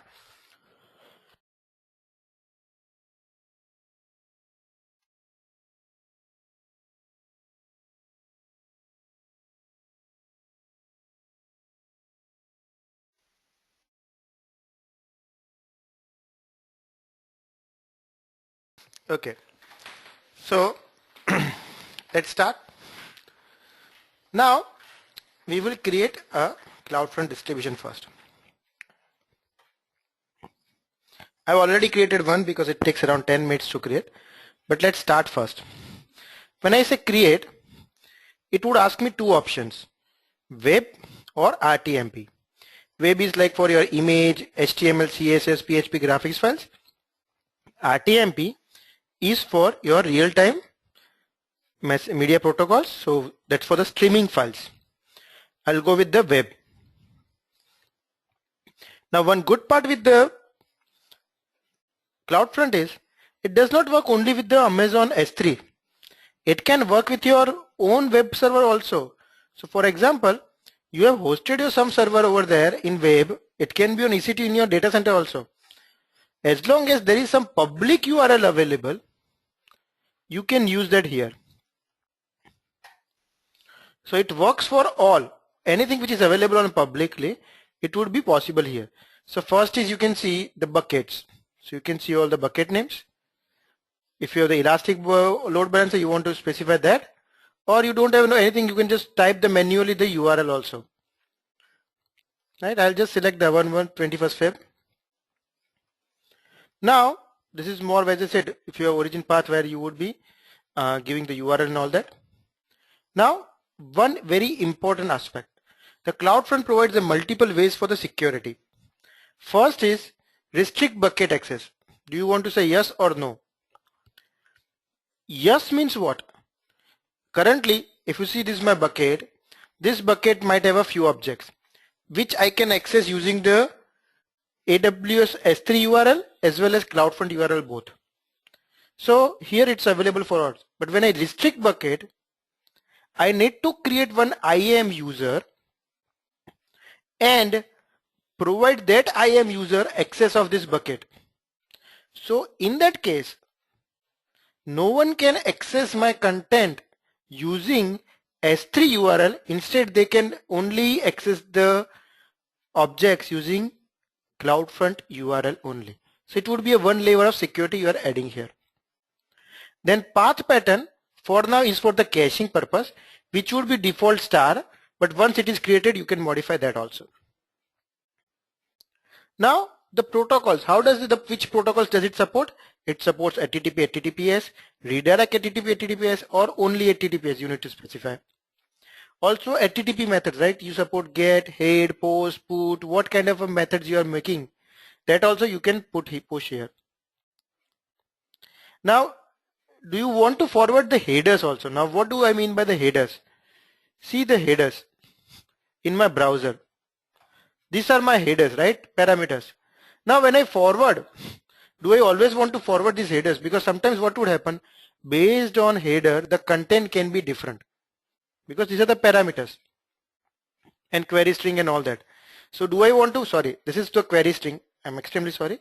The headers would be more about whatever the headers you get, head something, you want to forward the similar way or you want to forward different. So like you have a put header and when the request goes through to S3 to, CloudFront to S3 origin, all that, do you want to forward the same headers? If you don't forward, it would give you the better caching. Because if you pass the headers and everything also, like what is the content type and everything, you pass those headers also over there, then it would be keep on adding more and more values over there and it would have a restricted. It would reduce the caching possibility. Then minimum time to leave. By default, it would be 24 hours. You can change how long the content would be available in the cache using that you specify here. Forward cookies. So if you have any cookies, you want to forward that also in your URL, something cookies are coming, you can do whitelist. So only those cookies would be forwarded. you say all, then only all cookies would be forwarded. This is again, as many parameters you add, it would reduce the caching chances. But sometimes you need that because you say, okay, add the cookie because cookie ensures the session ID, and then it would be also required here to access that. Sometimes you would need all these parts. So that is the case. Second is forward query string. This is the query string I was talking about. Do you want to forward this query string? Yes or no? If you say yes, then you want to it would forward also, and then it might, based on the query string, the output may be different. Same way, smooth streaming. Do you want that? Yes or no? So this is more about the video files if you uploaded. For that you would be setting up this part. Then this is the one more security aspect, and you can anticipate a question on Amazon certification on this also. If you want to secure the access of CloudFront URL, how would you do that? You can do it using this yes. When you do this yes, you need to create a URL specific to this CloudFront. Just a second.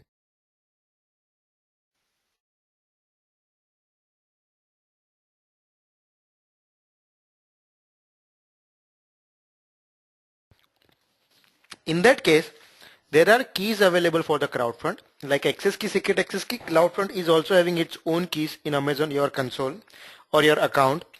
You use those keys. Using those keys, you encrypt the CloudFront URL, which would be valid for certain time only. So even if someone knows your CloudFront URL, they cannot access the content because you have restricted the access using the signed URL. So only you can get that based on the time, based on those keys. There would be a unique URL coming every time, and no one be able to, and it would be valid only for a few hours. Now, only challenge here is, if you want to create a trusted URL, signed URL, you have to do it with the command line tool or the SDK only. You can't do it from the console. So you need to write a program, and it would be doing for you.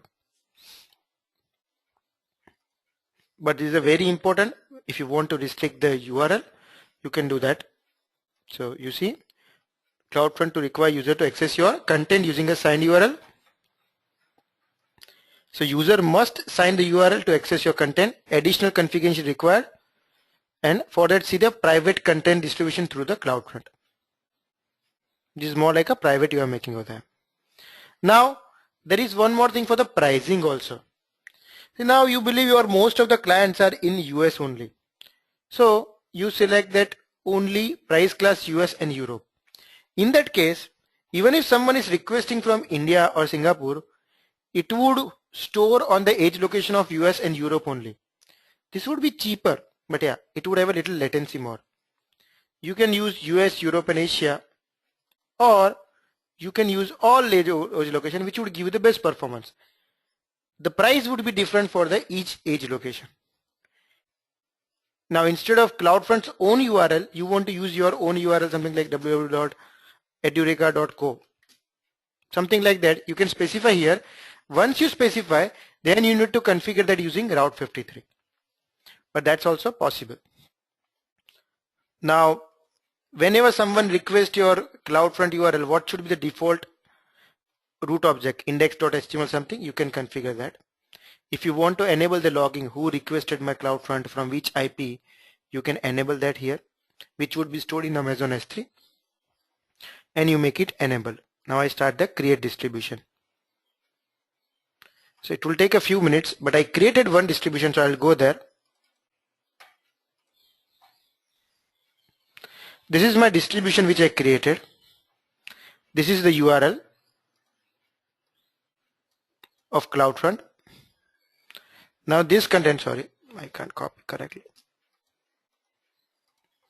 Now this maps to what? So if I go to the origins, it maps to my bucket name Tarun CloudFront test.s3 Amazon AWS.com. So if I can open my S3 here,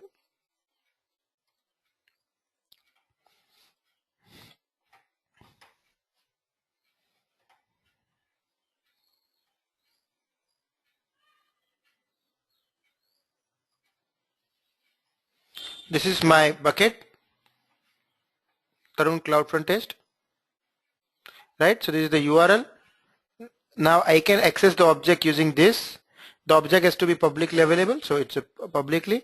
Now I can use it, access using this URL of the S3 also. Instead, I use it using this. It will show me the content.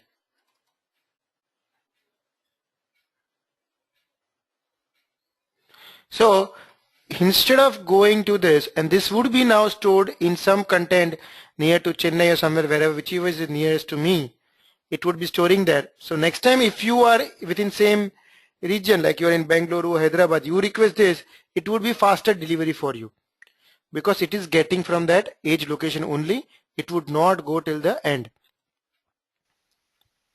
If you want to invalidate, right, I mentioned about that, you want to delete all the objects which were there, you can create the invalidation, which would delete all the objects from the different cache. To create cleaning the cache, you can do that also. So restriction, we talk about that. One restriction you can add here is also, that is what, for example, you want to say if someone is restricting only from the India they can access this, or only from the Europe they can access it, something that's called the geo restriction. You can also provide that kind of a geo restriction also. Now based on your IP range, Amazon would provide that kind of a geo restriction. So this is all about the cloud front, how it would work, how the distribution would work, everything. Any doubts or questions?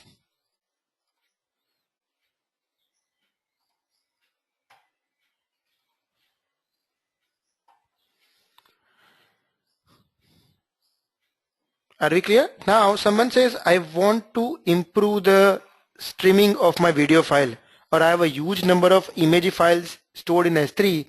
I want the delivery to be faster, the view should be faster. You know which service to use, right? Everybody okay?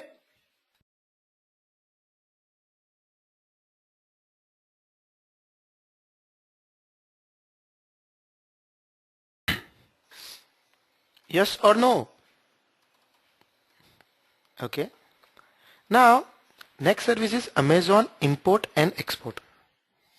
Amazon import export is a service where you want to move the huge amount of data to Amazon S3. You would say, then why do I need a service for that? Suppose you have some data in terabytes or thousands of terabytes. You want to upload that data to S3. How would you do that? You say it's easy, I start internet and start uploading. Now have you imagined how much cost it would be? There would be so much IO. How much time it would take? Now if in between there is an internet break, because internet there is some disconnection, it would start again. How much time it would waste and everything for you? What if there is a possibility where you can just burn all the data to a physical device or some USB storage device, ship that data to Amazon's office, and Amazon copy on behalf of you? Isn't that great? It is. So faster, you just need to ship the device. Amazon import export is a service for that, where transferring large amount of data between Amazon web service and portable storage device. It can be significantly faster than internet transfer for the huge amount of data, and I'll show you why. It transfers data directly to onto and off your storage device using Amazon's own high-speed internal network. Amazon has a recommended kind of devices. So you go to the aws.amazon.com/import export. It would show you some of the devices which are supported by Amazon. You buy any of the device, you copy all the data to that device, and you ship the device to Amazon, and it would copy the data for you. And it's not only copy to S3, it's also from the reverse way also. Like now in S3 you have a huge data available. You want that to have a backup at your own data center also. So you send a empty device. Amazon would burn all the data of S3 to your device and send it back to you. So it does both import and export. It's useful for the migrating huge amount of data, for data interchange, especially useful for the disaster recovery. Suppose S3 goes down, I doubt, but if that, or suppose your data center goes down, it's available somewhere. So it provides you solution for the offsite backup. Seeing little bit in detail, where would you use it? See, generally you get a device, you have the device, you burn the data and you ship to Amazon. Amazon receives and burns that to S3. It takes, you assume it takes around 5 days. Around. We take it, it's around 5 days. Now, whatever process is going to take more than 5 days, in that case you should use the import export. So this is the table directly from Amazon's own reference. I took it, Amazon's own website. Like you have a T1 line for 1.54 Mbps. Now when you want to try to upload 1 terabyte of data, now generally when we know that even if we have T1, it doesn't give the dedicated 1.54 always. It's hardly give you the 60 to 70% of the optimized. Still Amazon considering that you are not doing anything else, your 80% network is utilized most of the time. Considering that if you want to upload 1 terabyte of data, only 1 terabyte, it takes you 82 days. If you have a 10 Mbps line, it still takes you 13 days. If you have T3 line, which I don't think anyone have as a house or something, when a corporate has hardly, it takes 3 days. When you have a 100 Mbps line, I hardly see a few, it takes 1 to 2 days to upload the 1 terabyte. And when you have 1000 Mbps line, then it will take less than 1 day. So in all those cases, when would you use the import export? So for the first case, even if you have data more than 100 GB, it's recommended to go, because 100 GB would take around 5 days to 6 days. Beyond that, everything would be more time consuming. So better you go for the import export. If you have 10 Mbps line, it means if you have 600 GB or more data, you go for this. Same way for 1000 Mbps line, when you have more than 60 terabytes of data, you go for this. So it's a simple math you are doing, but it would be a very useful case. Now how does it work? You create a job using Amazon import export command line tool. You pack and ship the device to the Amazon over there.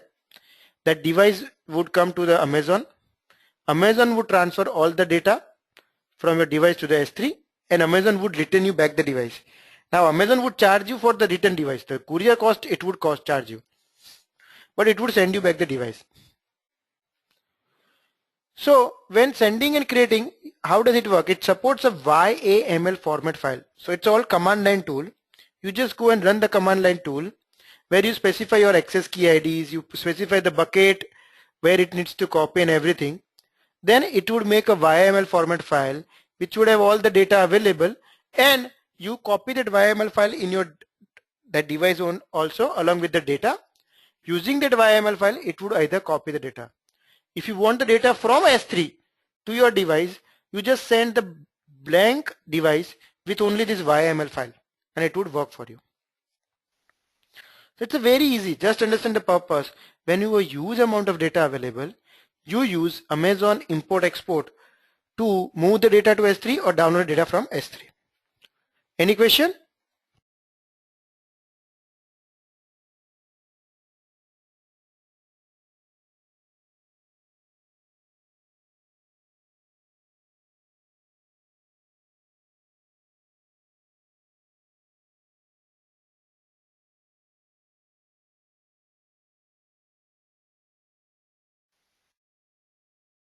Anyone?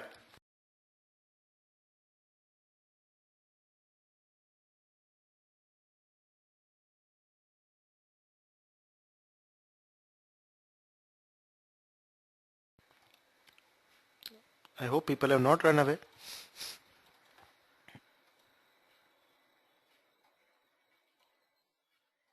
Good. So let's go ahead. Next service is Amazon Elastic Beanstalk, and this you would enjoy a lot. So till now I was talking more about the EC2, EBS, auto scaling, load balancing, right? So when you see a normal life cycle, how would you work with all these cases? You would be doing a development. Right. Now when you are doing the development part, so this would be in your local system using Eclipse or Visual Studio, whatever you have. Now you would launch an EC2 instance. you configure instance type, you configure the region, you configure the firewall, you configure the keys, everything. Then you deploy over there.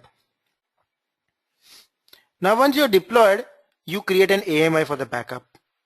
You take the snapshot also, you set up the auto scaling load balancer, and then access the application with the ELB, right? We saw all these options available till now. What if there is a mechanism available which would take care of all these 4 options? What is this mechanism called? If something which takes care of all these 4 parts, instance launch, deployment, AMI creation, auto scaling, something on behalf of you, what would it be called? Don't answer me, Elastic Beanstalk. Try to remember day 1 what this mechanism would be called. No, you are a little near, Varun, but still away. Your answer is not right, but you are going in the right direction.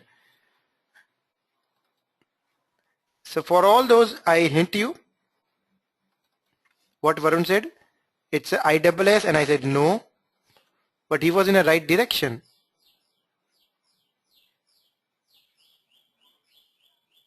I don't call it Amazon only. Do you remember this word?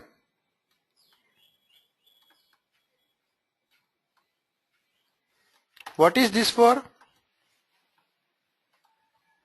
Don't give me the abbreviation. Tell me why is this used?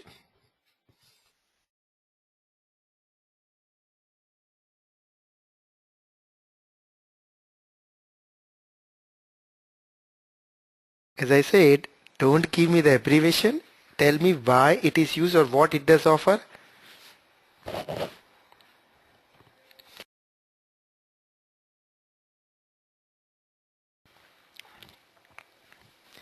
Platform as a service model gives you a platform which would manage all your infrastructure. Remember?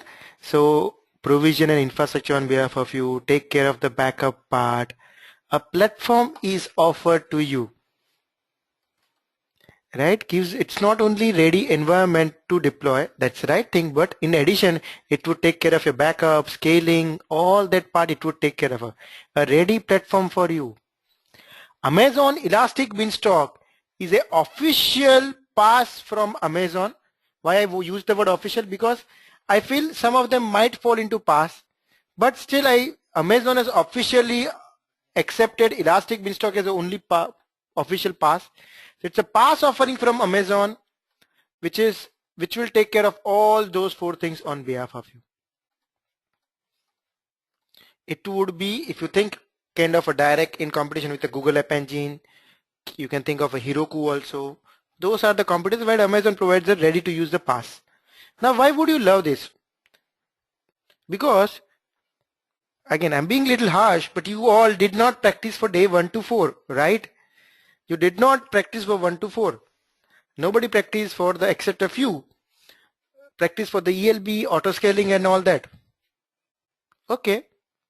I believe you might not have the time. Don't worry.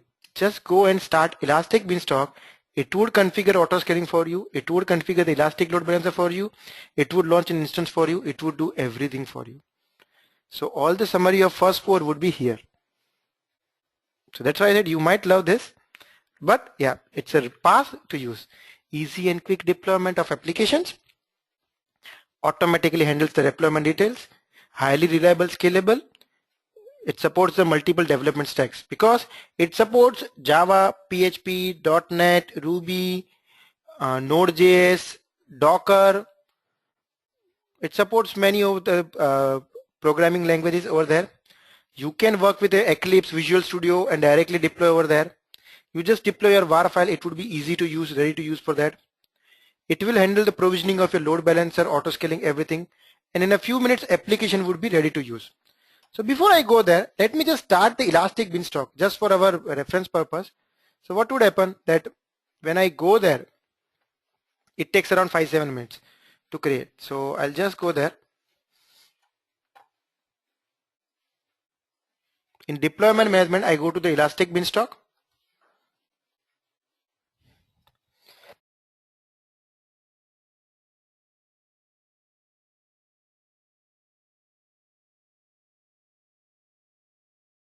Now I'm creating first application, so I select a platform.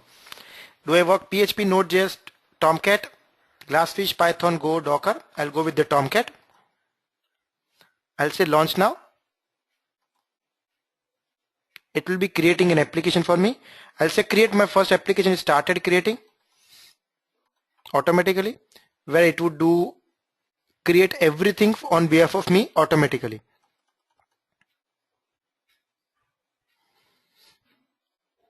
And if you don't want to go for completely automation, once it's done, you can modify all the parameters. But in that case, you can just go and say create new environment. Here you specify everything. Say create web server, then create what you want to do. Okay, you want to use the something easily, which role you want to use, then which server you want to use, which platform. You can specify everything manually also, or let Amazon take care of that at first on behalf of you, and once it is done, we would come back to that. So I'll just allow it to create a few things as of now, and I'll come back in a while. Advantage is, once it is created, you will have a full access of the Amazon resources. So EC2 instance, you can do SSH, you can log in there, you can do that. You will have a root access. So in that EC2 instance, you can install, if you want to install something, you can do that. You can easily manage your configuration change in one place, at a single place, to manage everything. It can work with the Amazon RDS, DynamoDB, SimpleDB. You can create your own AMIs. You can run those other applications side by side into same EC2 instance. If you don't want the Elastic Beanstalk, move out the application easily. So very easy to use, automated scalability, control, flexibility, and it's a free of cost. So as a pass, it does not charge you. Yeah, if it launches an EC2 instance, that would charge you. If it launches an ELB, that would charge you. But as a platform, it does not cost you. So management platform, which would take your backup, everything, it does everything free of the cost. Now, if it takes the snapshot would charge you. If it launches an instance, instant would charge you. But otherwise this. Now, why would you go for this and not your own AMI? Because you create your own AMI and configure. Here you can do automated provisioning and deprovisioning of the environment very easily. Automated version deploy, it manages the versions also very easily. And you can roll back. So for example, you are doing multiple versions part. You have a stable version. You deployed the version 1 already here. Now you deployed version 2. When you deploy that, it would take care of all the part easily. Now due to some reason, V2 is not stable. You can always roll back also very easily. It provides the mechanism for rollback. It manages all the versions. It provides you manage environment settings. I'll show you that how do you do this. It works with the CloudWatch, so over there. It keeps creating the log files also for all the transactions. Easy troubleshooting for the snapshot logs, restart application. It will do everything for you. Easy to use service for you. So somebody says audio lost. Is it for him only or for everyone? Am I audible? Am I audible? Yes. Okay. So Shashwata, it looks like.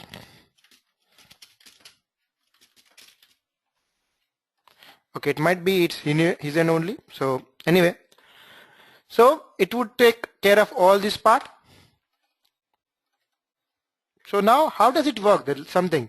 You would have, this is Elastic Beanstalk would have its own host manager, which will create the Elastic Load Balancer, auto scaling, EC2. Whenever you deploy a new version, it would keep creating a new version also here, V1, V2, whatever you give, it would keep on creating also that. It would have the keep those versions in the S3 as well as the log file, so you can always restore back the versions also. When you go under the hood, how would it look like? You would have a Amazon Linux AMI generally. Then when you deploy, I will deploy my var file here. It would automatically launch an instance using that AMI, Linux AMI, where Tomcat would automatically set up, Apache might have been set up, and deploy this application over there. It will launch more instances from this, configure the Elastic Load Balancer for this, and this host manager would keep creating versions for each new deploy. So we will see that in a demo, how it would be looking like. Now it's ready. So first I'll see configuration parts. So when I go to configuration, I can do everything here. See, it has already configured scaling for me. Okay, what did I do? It says load balancing and auto scaling. Minimum instance 1, maximum 4. It supports all zones, availability zone any, cooldown period 366, so 6 minutes. It has set up the trigger based on the network out, and also set up the policy so that whenever lower bridge decrease by 1, whenever higher bridge increase by 1, so policy is already it is set up. Everything it is set up for me. I don't need to go and create the load balancer, auto scaling policy, anything. Everything done here. Now I go and go to the instance. It has launched a micro instance for me. Currently it is not having any key pair. If you want, you can provide the key pair. It may relaunch there. What is if it's using any role, you can specify the roles also here. Frequently the basic monitoring or the detail monitoring, you can specify that. Which AMI ID you want to change the AMI ID, you can specify that. Root volume, which kind of a volume you want to do, you specify all that here. Do you want to specify the notification alerts and all that, you can specify here.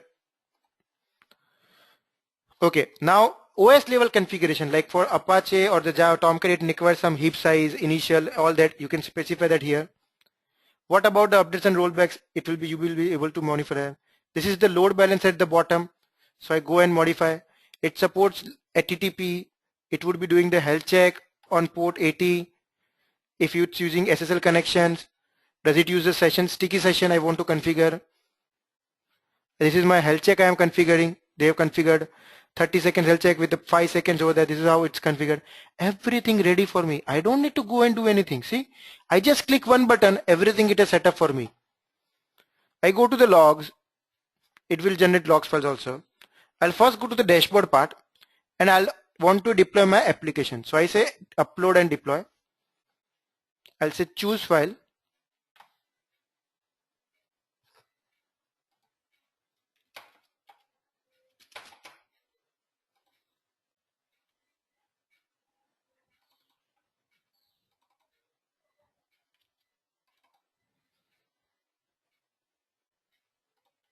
Sorry, it must be here in.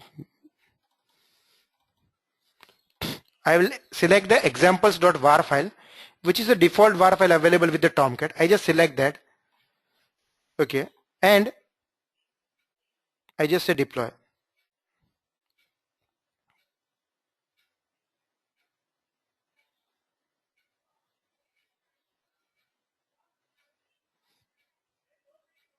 So it's setting up everything.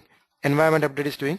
Till that time, if I go to the monitoring, you would see currently there is no data available, but soon you would have some monitoring data also, all the monitoring data with the CloudWatch. You can see the alarms also if you set up, you want to set up.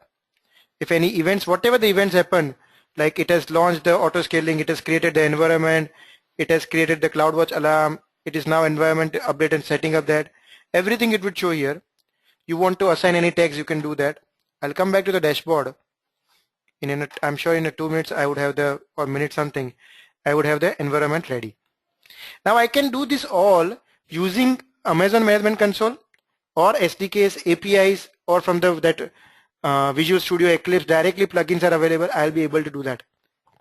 So it's currently deploying new version to instance. It has created a new version. So remember the day 2, 3, 4, all I was doing was creating an instance. You have to create a Apache or Tomcat there, then you have to install the application there, you have to set up the auto scaling, you have to set up the load balancer. Here it's everything. I just click here. See, it's a running application for me. This was the URL. It's a running application. I just go to JSP examples, basic arithmetic,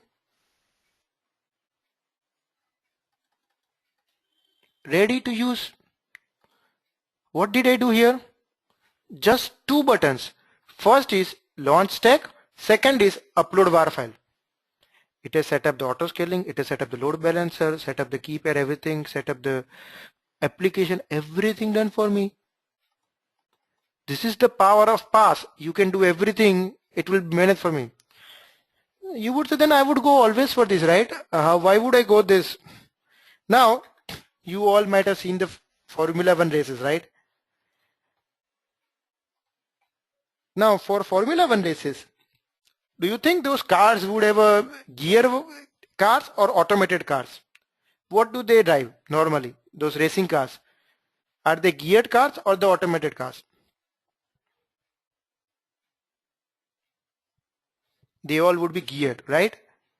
Why? Because you need control. You need to know what do I need to set up. With automated, you relax and let the car drive you. You would not know what's happening sometimes. Same configuration, same difference here. Do you want the control or do you want the let Amazon drive on behalf of you? Both are possible. I don't see any challenges here or I don't see any limitations here much, but it's like you launch your own AMI, you configure everything, or you go and configure everything here. You can do that. Both the things, it's possible for you. So you can set up everything, either let Amazon set up for you or you go and manage everything on your own. Clear, everybody? What to use, where to use? If you don't want it, I just go and say delete. Sorry, from actions. Terminate environment. It will terminate that. Right? So everybody clear now with the Elastic Beanstalk?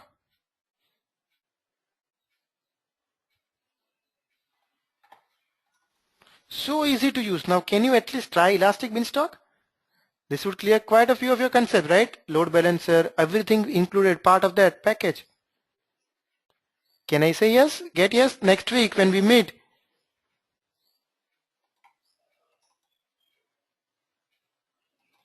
Can we increase the storage space? Yes, you can. See the storage space at the bottom. You saw there was a storage space. You can change that also. Just thing would be, first time it would require some start, but it would do everything possible. You would have a full access of the EC2 constants. You can do whatever you want to do that. It's just that, okay, Amazon is doing on behalf of you, but you would have a full control after that.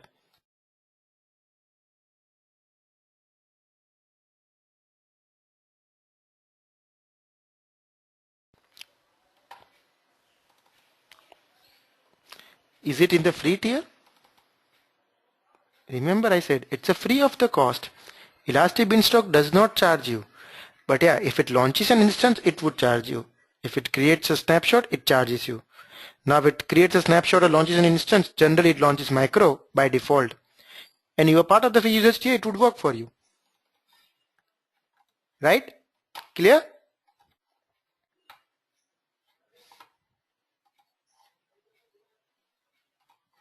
Should we move on?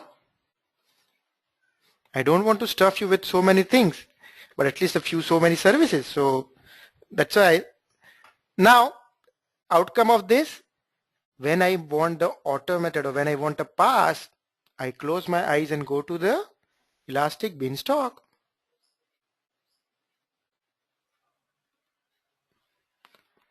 Next thing, Amazon Cloud Formation. Suppose you are having a big software organization and you are going to deploy multiple outputs or multiple patches or something every day over the period of the time. You would be doing all these things. Now, how do you work on all these cases? How do you take care of all this? See, the reason would be, for example, you would have a software development team who would be rolling out a different patches, different upgrades every day.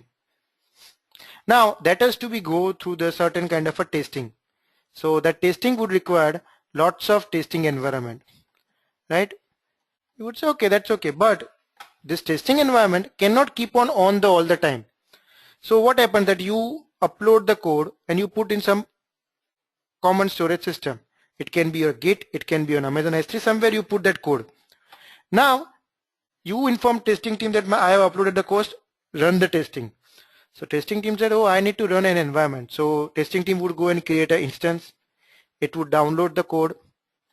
It would also install the Apache, MySQL, PHP, or any other things it would install over there. OS level configuration it would make. It would do everything for you, which may take 2 hours, 4 hours, 6 hours, 15 minutes, something like that. Then it would run the test cycle. Everything done, this environment is deleted. But in 6 hours, you have one more environment ready for testing. You say, oh, I have one more patch. They would say, yeah, you should give everything together. No, this is a dynamic world. People do multiple production release in a single day. You would not believe me, but that's true for Twitter, that's true for me, Etsy, and you would find a huge number of startups who are doing this. Multiple production release in a single day. And in that case, you would keep on creating this environment all the time. You would need to set up everything. You need a fresh environment. Again, in that case, what will happen? You say, I keep on running this environment. It's fine. No, you don't want to do that because there might be something pre-configured. You would never know at OS level, cache level. You don't want all those things.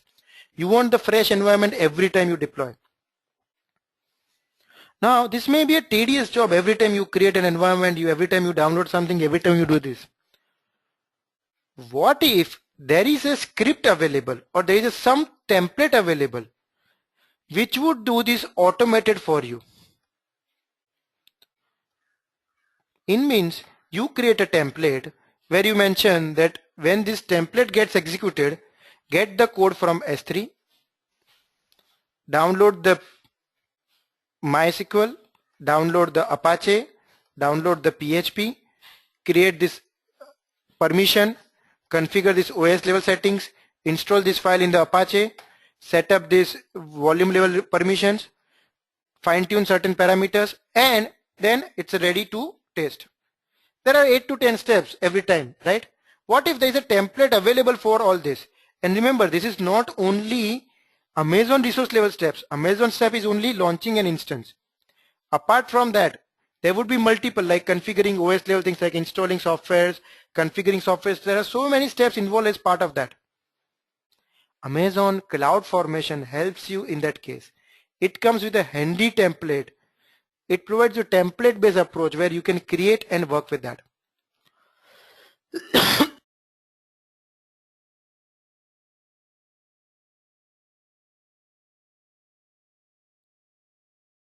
So it's an easy way to create collection of related Amazon resources and provision them in orderly and predictable fashion, right? And it will allow the users to create a template and deploy a stack of Amazon resources as defined. It works on two concepts, template and a stack. Template is like in a JSON format. You write all the instructions and that instruction creates certain resources. It can create ELB, security group, auto scaling, load balancer, RDS, VPC, anything it can create. All those Amazon resources, everything that's considered a one stack. Now the importance of stack is if during creation load balancer failed, auto scaling failed, something due to any reason, then it consider whole stack creation failed and it will roll back everything. So template would have in a JSON format written which all resources you need to create, what all you need to configure, and stack would be then launching all these parameters and configurations. How would you use it? So what I'll do is instead of going in depth, I'll just show you the quick demo. This would make some easier thing for you. So I'll go to this deployment and management, CloudFormation.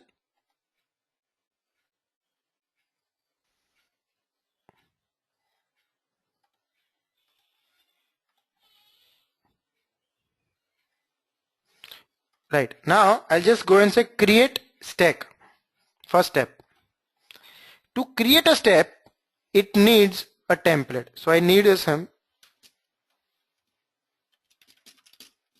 This is the stack name and it requires a template. Now there are hundreds of templates available from Amazon as well as third party. You can create your own template. You can select something from Amazon. So I say lamp stack, right? It gives me URL. Let me copy this URL and just open for you. This is a template. Now what is there in the template? First is description that this is a template to create a stack and a lamp stack, all that. Second is a parameters. It needs to take certain input from you because it's going to create instance. So instance requires launching.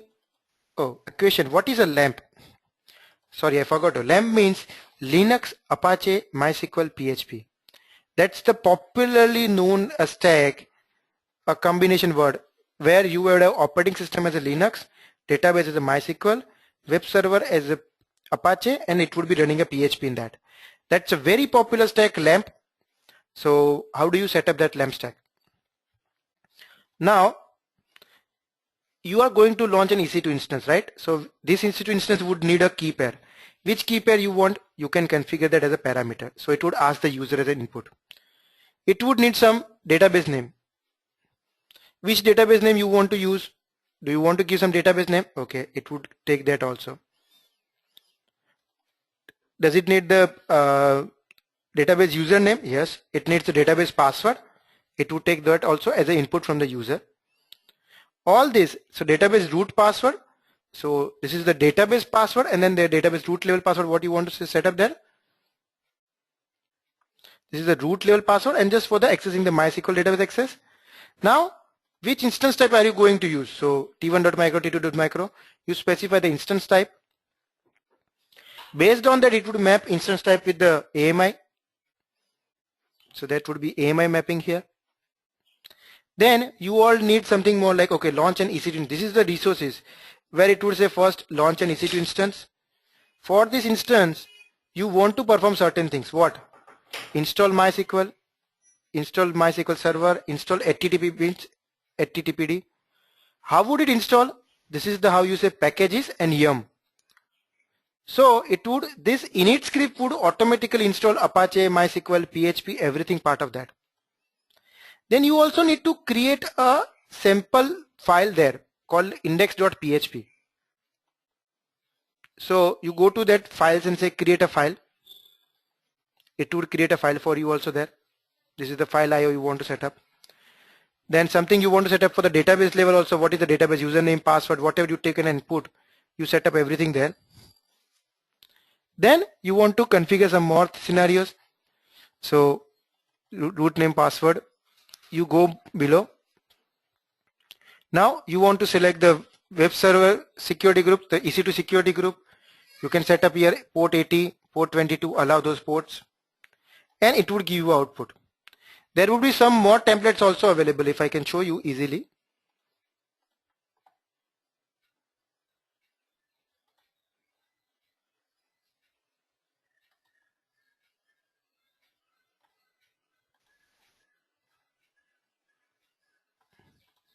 Like auto scaling template, load based auto scaling, just an example. So here it would do set up the auto scaling and everything. I just copy this and show you here. So here it would also take you the instance type and all that. At the bottom level, it would set up the auto scaling also, and notification types, auto scaling policy, everything you would be setting up. So all resources which you are going to configure, you write down everything as part of a template. And once you have set up everything, you just go and say next. You select a template. Now remember those username were there. So I say okay. Database name, password I want, okay.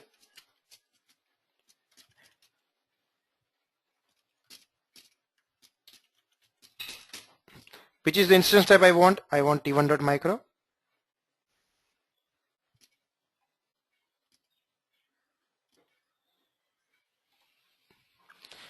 Which is the key I want to use? Okay, this is my key. Where is the This is the SSH location. If I want to provide the location for my security group, I give all this. So these are the parameters I take as an input. I want to provide the tags. Some any tag, cost center. That's it. I say create. What it would do is, it would launch an EC2 instance for me, configure a complete LAMP stack for me, everything it would do. So I'll come back to that part in 2 minutes, but till that we finish this. So what would happen? It's very easy to use. You just select a template or create your own template. You can reuse the template also. It does not cost you extra. Again, this service is free of the cost. Now, if it launches an EC2 instance, creates an auto scaling or load balancer, it may be chargeable. But as a service of CloudFormation, it's free of the cost. You can customize the parameters. I showed that. It comes with the ready-made templates, and not only Amazon, there are the third party also who provide the templates. You can use that. And supports a huge number of, this is the way, it supports almost all Amazon resources. You name VPC, RDS, Elastic Load Balancer, auto scaling, Elastic MapReduce, all Amazon other services you want to talk, IAM, everything, S3, EBS, EC2, you name those, everything is supported here. How does it work? It works in a stack and template concept. So stack is nothing but a collection of all Amazon resources, and template where in a JSON format you write down, right? So you see that there's template. I showed the sample of the template. When the template executed, it would start creating those stacks. So this is what you see, stack creation is in progress, right? So it has started, created a EC2 security group for me. It has launched an EC2 instance for me. It would keep on doing everything one by one automatically for me. And then deploy the application, create the LAMP for me. So this is how the template is completely automated way for me. So a sample template I already showed there. You can go and directly use. It would have a format, version, descriptions, parameters, mappings. I showed all those parts over there. So this is all about your cloud formation. I'll just flip it. Let's see, it's a resource creation is in progress.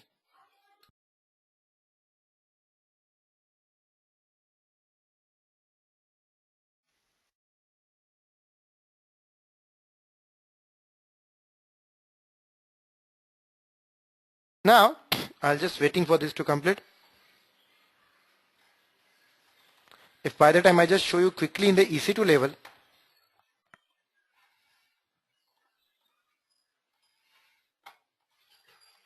you will see it has launched one instance, right? This is the instance it has launched. It has started loading. The tag would be something what I gave, cost center test. It's being launched by the cloud formation. It's still being set up. It's being still checked up. So everything, but it would have an IP address which it would give me here in a while. And then I can use it. It's created now. So stack is created. Now if I go to the output, it would give me this URL. This is my PHP sample I just created.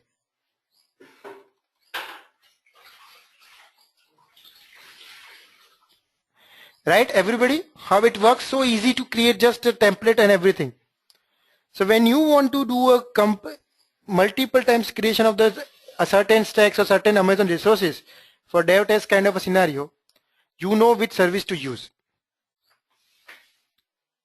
Right, everybody?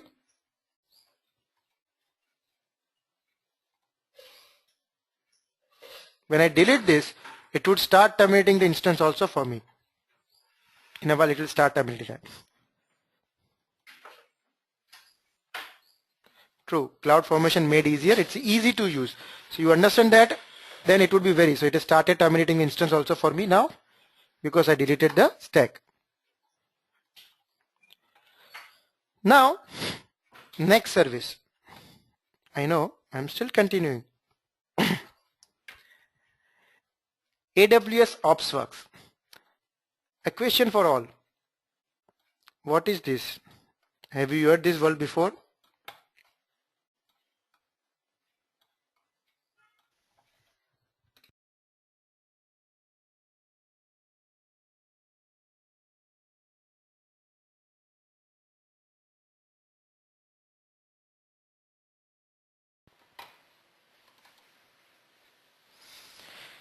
Yes, you heard the DevOps. When did you hear this word?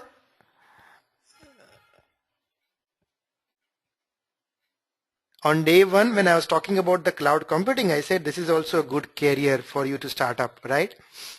DevOps is a bridge between development and operation team. Now, so many times it would happen that when you make an application ready and you go to the operation team saying that I need the environment for testing, they would say, no, I don't have the environment. There is a mechanism required where it bridges between the development and operation.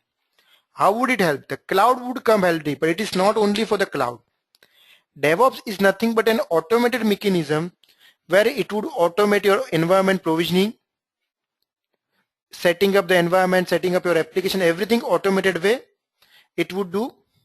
So this is your development, this is your operation team, it would do the all automation part. You would say, but that also the cloud formation also did, right? Automation of the environment and everything. Then what is the difference between OpsWorks? By the way, OpsWorks is Amazon's own DevOps offering, which would automate the environment provisioning and the DevOps implementation for the Amazon resources. But you say then the cloud formation was also doing same. What is so special about the OpsWorks? So I would not go in depth of the OpsWorks. I just covered here to make that Amazon is having something available for you in a DevOps arena. But at least I wanted to highlight certain difference between OpsWorks and the cloud formation for you. So first let's understand OpsWorks is an integrated application management solution for the ops-minded people, for ops-minded developers and IT admins.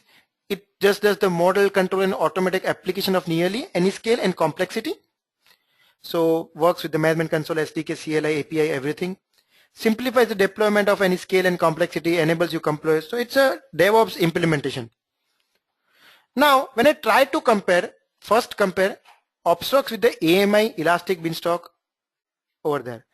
AMI means you have your own image and you launch an instance from there.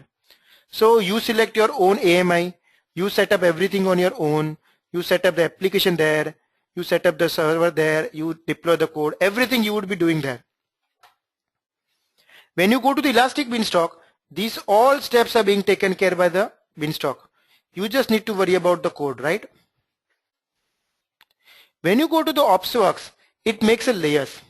So first would be AMI based things. So where it's a basic operation environment, like which would have a Linux up in there. Then there would be a application server environment, and then your code environment. So it creates layers for you. And then one by one it would do implementing that.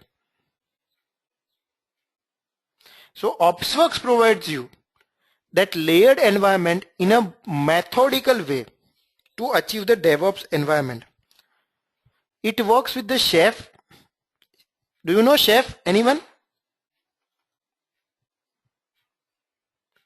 Chef is a tool again for the automation for the cloud, where you write certain scripts and it will do the automated provisioning and the deployment of environment, everything. So the DevOps or the OpsWorks is based on the Chef's only, Chef's recipes model only, and it would be using that. Now comes a basic question: what is the difference between OpsWorks, CloudFormation, and Elastic Beanstalk? So I just try to clear certain doubts here. The reason I brought this slide, because frankly, when Amazon introduced OpsWorks, I was also confused, and I thought it looks like completely like a CloudFormation. What is it doing differently? So why do I need the OpsWorks as a way? Now I'll tell you. For example, you have to deploy an applications. You know the SDLC lifecycle model, like software development lifecycle models. You design something, then you do the requirements, you design, you then implement, you do the testing. A methodical way you follow there. In some ways, you just say, okay, deploy the application, then test it, it's done. There is a difference between two, right? You follow certain methodical way. That's the difference between OpsWorks and CloudFormation. OpsWorks follows the DevOps model, where you say, okay, first you provision an environment, so a layer would be created for this. Then you follow the next step, where you would be going and say, okay, now next step would be required that I want to set up something, the app server or something. Third step would be, okay, I want to set up the formation cloud part, something over there, the application deployments. And it may not require any menu integration, but it has to follow certain DevOps standards, saying that, okay, it has to go from one level to next level to third level, fourth level. It would follow in certain approach, like SDLC model. That's the exact thing difference between OpsWorks and CloudFormation. Otherwise, they both are doing application modeling, deployment, configuration management, and related activities. They both work same.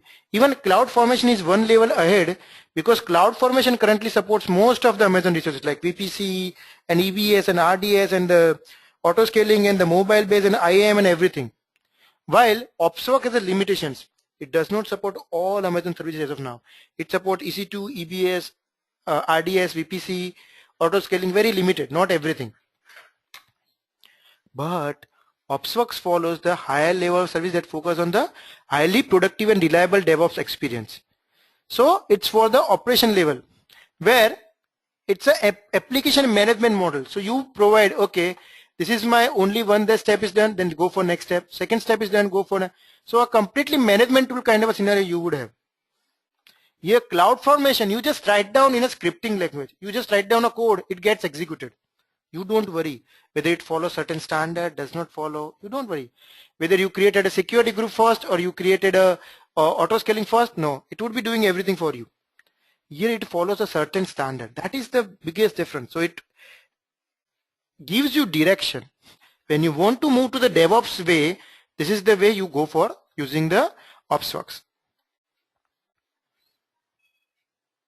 So it does not, here the CloudFormation does not have any particular model. Customer just define the template and use them. That's it.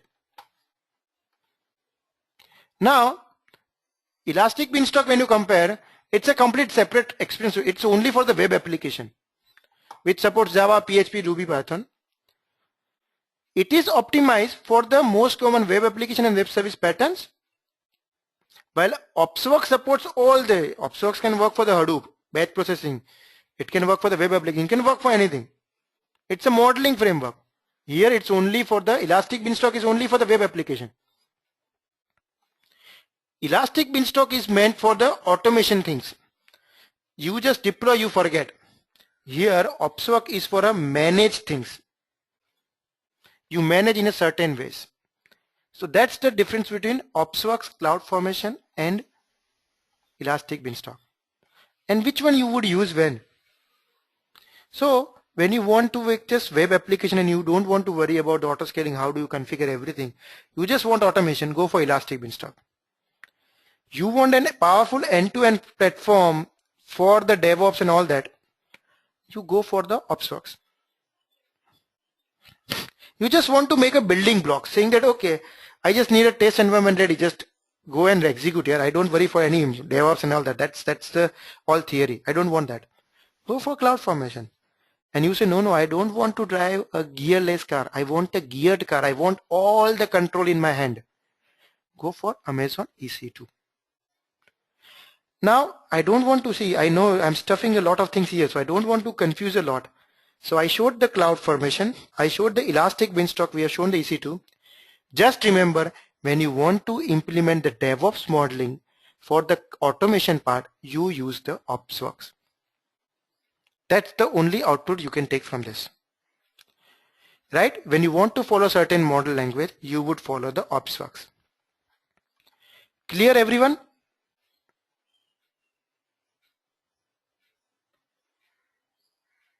Everybody sleeping? I warned you, it would be a little heavy. It's going to make too much heavy now.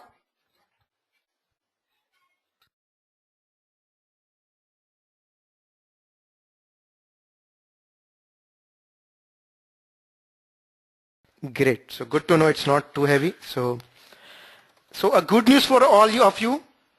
We are coming to the last service of the day. So don't worry. We are going good.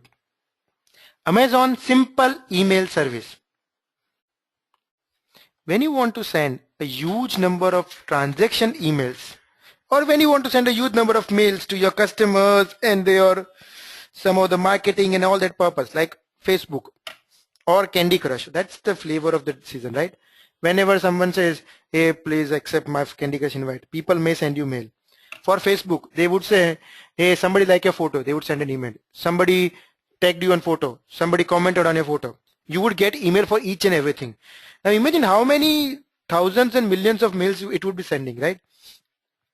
If you want to set up certain kind of a email infrastructure where you want to send a bulk email, remember the word, I use the word bulk, not the junk. When you want to send the bulk emails over there, Amazon Simple Email Service is a case for you. It's ready to use in a few minutes, on demand, very easy to use. So It's ideal for customer who want to send email from Amazon EC2 and who doesn't want to set up their own email infrastructure, right? You don't want to set up your own email infrastructure exchange, because then you need to plan for the capacity, you need to plan for the scaling, you need to plan for the exchange server, everything you need to set up. No. I just want to send the emails. I want to send the transactional, customer, system, marketing, different kind of emails I want to send. Use the Amazon simple email service, ready to use service in a few minutes. You can start using it. Very simple to use, compatible with the different programming languages. It's a pay-as-you-go, very inexpensive, highly scalable and reliable service. How do you use it? You sign up for that, you verify your email address, you send an email and request a production access. Now what is that? See, simple email service, I use the word for sending a bulk email. Now when someone offers you an environment which can send you the bulk email, it's also very attractive for the hackers to send the junk mails also, right? So people can misuse for sending the junk mails also. And Amazon did not want that to happen. So what they did is, they provided certain constraints in the initial part, saying first you go and sign up, verify your email address. Now email would be sent from your ID only. So you go and say tarun@edureka.co, so it would send a verification mail to saying that, are you sure you want to use the SES? I say yes. Okay, then it will verify my email address and use from there. Then it would send an email. So it would send that, okay, then you can send a test mails over there saying it's working fine, everything over there. And whenever in that, you are still in a developer mode here initially.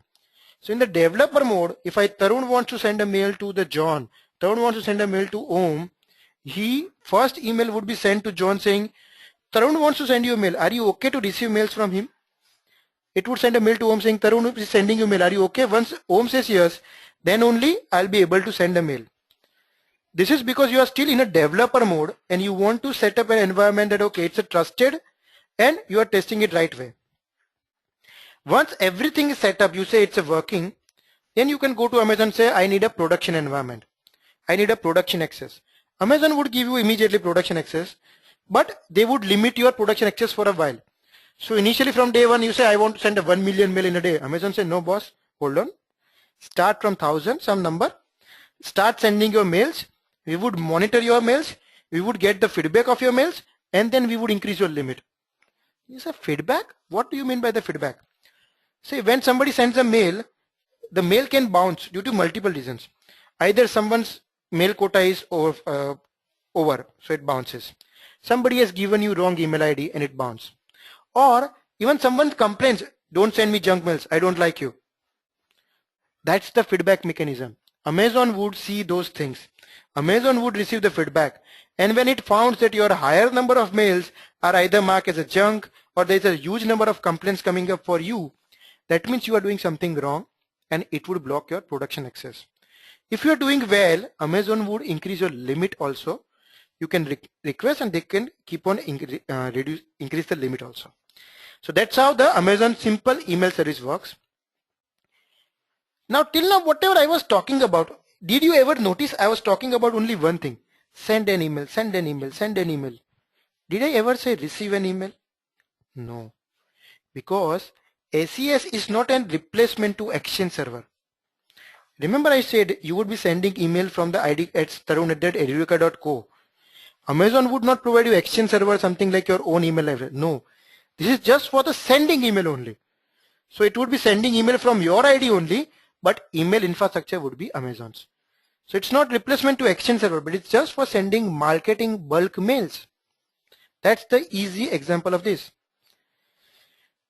Again, it's not a guaranteed. It means that you sent and it would be delivered 100%. No, you can't do that, right? Because there could be multiple bounce reasons. Okay, then how would it work for you? Amazon, as I said, keeps getting the feedback and allows you to create a better scalable email infrastructure also. I'll show you how. It provides a very easy to interface. It supports the SMTP. It's a CapEx because pay-as-you-go model, provides the feedback loops and helps you to make a scalable email infrastructure. It also supports a domain key identification module. Now, I'm not sure how many of you are aware about that. But see the challenge here. When you send a mail, email address would be tarun@edureka.co. SMTP address would be something like smtp.amazonaws.com. Does it match? No. People would mark that this is a junk mail because SMTP address and from address do not meet. Right? So they can mark as a junk mail. So there is a identification available that this email is sent by a authorized SMTP address, and don't mark it a junk. This is called the domain key identified mail, DKIM. Amazon SES does support that. You can set up that also. Also, SES does provide you endpoints to receive the complaint. So if there is any bounce or there is any complaint, and using those, you can make a scalable email architecture as shown here. So what happens here is, for example, you have set up an EC2 instances. Those are trying to send a mail. Now instead of sending a bulk mail here, it sends the mails to the queue service, which would queue and keep sending mail using SES. Right? Now, when it sends a mail using SES, there is chances that there somebody has a complaint or it bounce. Now, Amazon SES provides you a bounce topic using APIs. Whenever there is a bounce, you receive this and you remove that person from your email exchange. So it would, or when there is some complaint, you receive that complaint and remove that person from your mail sending in the future.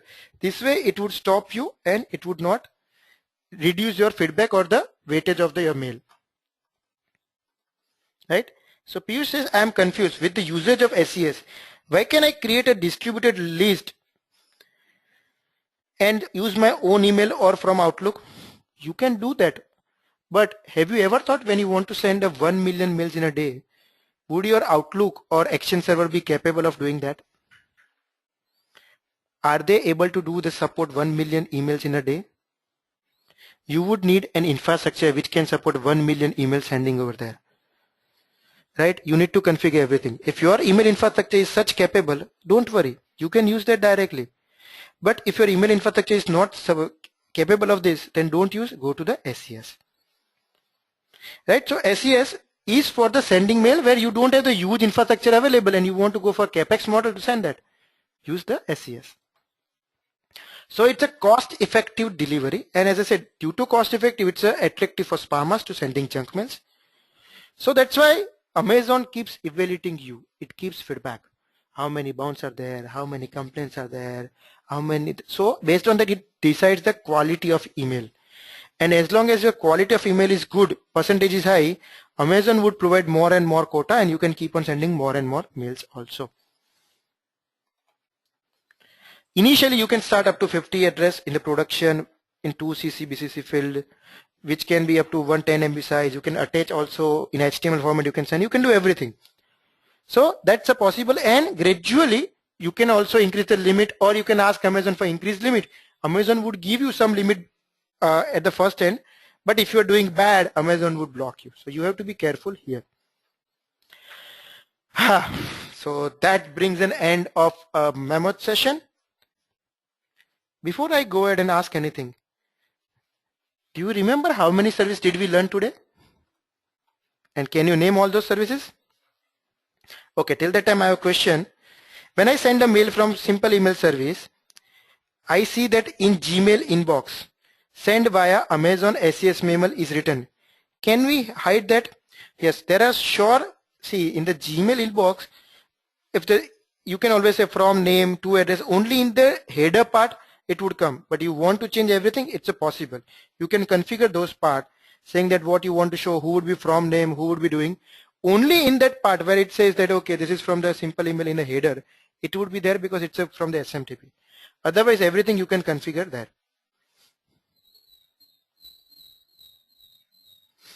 Okay. Okay, so Ricardo started answering. Thanks, Ricardo. But how many services did we learn? And what are those names? Can anyone tell me the names?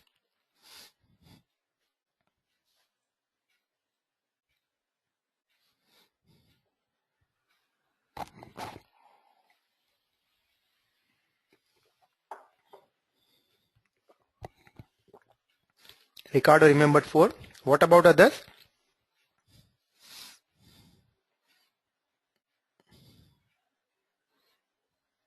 Nella Parimal has also few right answers.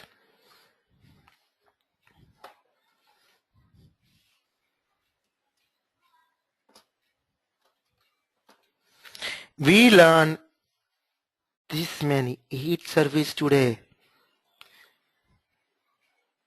DynamoDB, Glacier, CloudFront, Import Export, Elastic Beanstalk, CloudFormation, Obsux, SES. And as I said, take out one point from each. You want archival service, go to the Glacier. You want the NoSQL, go to the DynamoDB. You want the pass, go to Elastic Beanstalk. You want the email service, go to the SES. You want the deployment of using templates, go to the CloudFormations. Take out one line. This would help you a lot when you really start architecting and design for Amazon. This would be the thing you need to go and look forward to. Okay, now a question, how would Amazon get the complaints? See, the from address, the SMTP and everything is from Amazon, right? So whenever somebody complains over there, that would come there also. It would not come to you only directly, email. It would come. So Amazon keeps track of everything.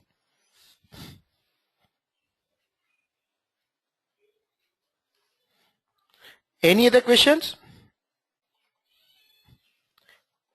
So, is it too much for today? Did you enjoy? How did you like?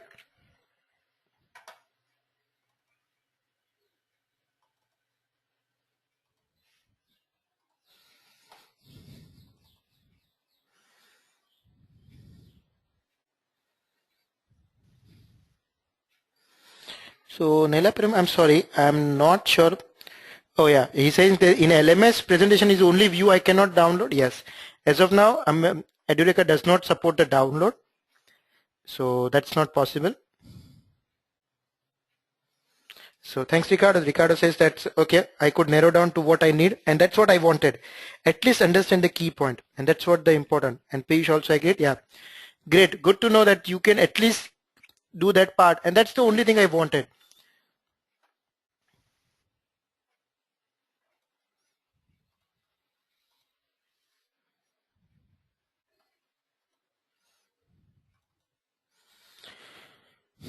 Great. Also, thanks. You all enjoyed, and hope you had a good time. Don't forget next class. I request everyone to attend. Next would be one of the key class where I talk about the all architecture, designing, cost effectiveness, security. I talk about everything. Don't miss that. If possible, do attend without fail, please. I'm sure you would enjoy. So do attend the next class for sure. I promised a lots of things on day 4 on auto scaling and all that on RDS, and I would try to answer quite a few things on that session. So I do request to attend next session. I hope you all would enjoy that. Till then, it's bye-bye from my end. Hope you all had a great time, and thanks again for joining, and do keep giving feedback. That's always help us. So Shadata says, do you have the how-tos? Yes, it is available in Learning Management System. It was uploaded. Haven't you got that? Drop a mail to support team. Okay. Thanks all and bye-bye.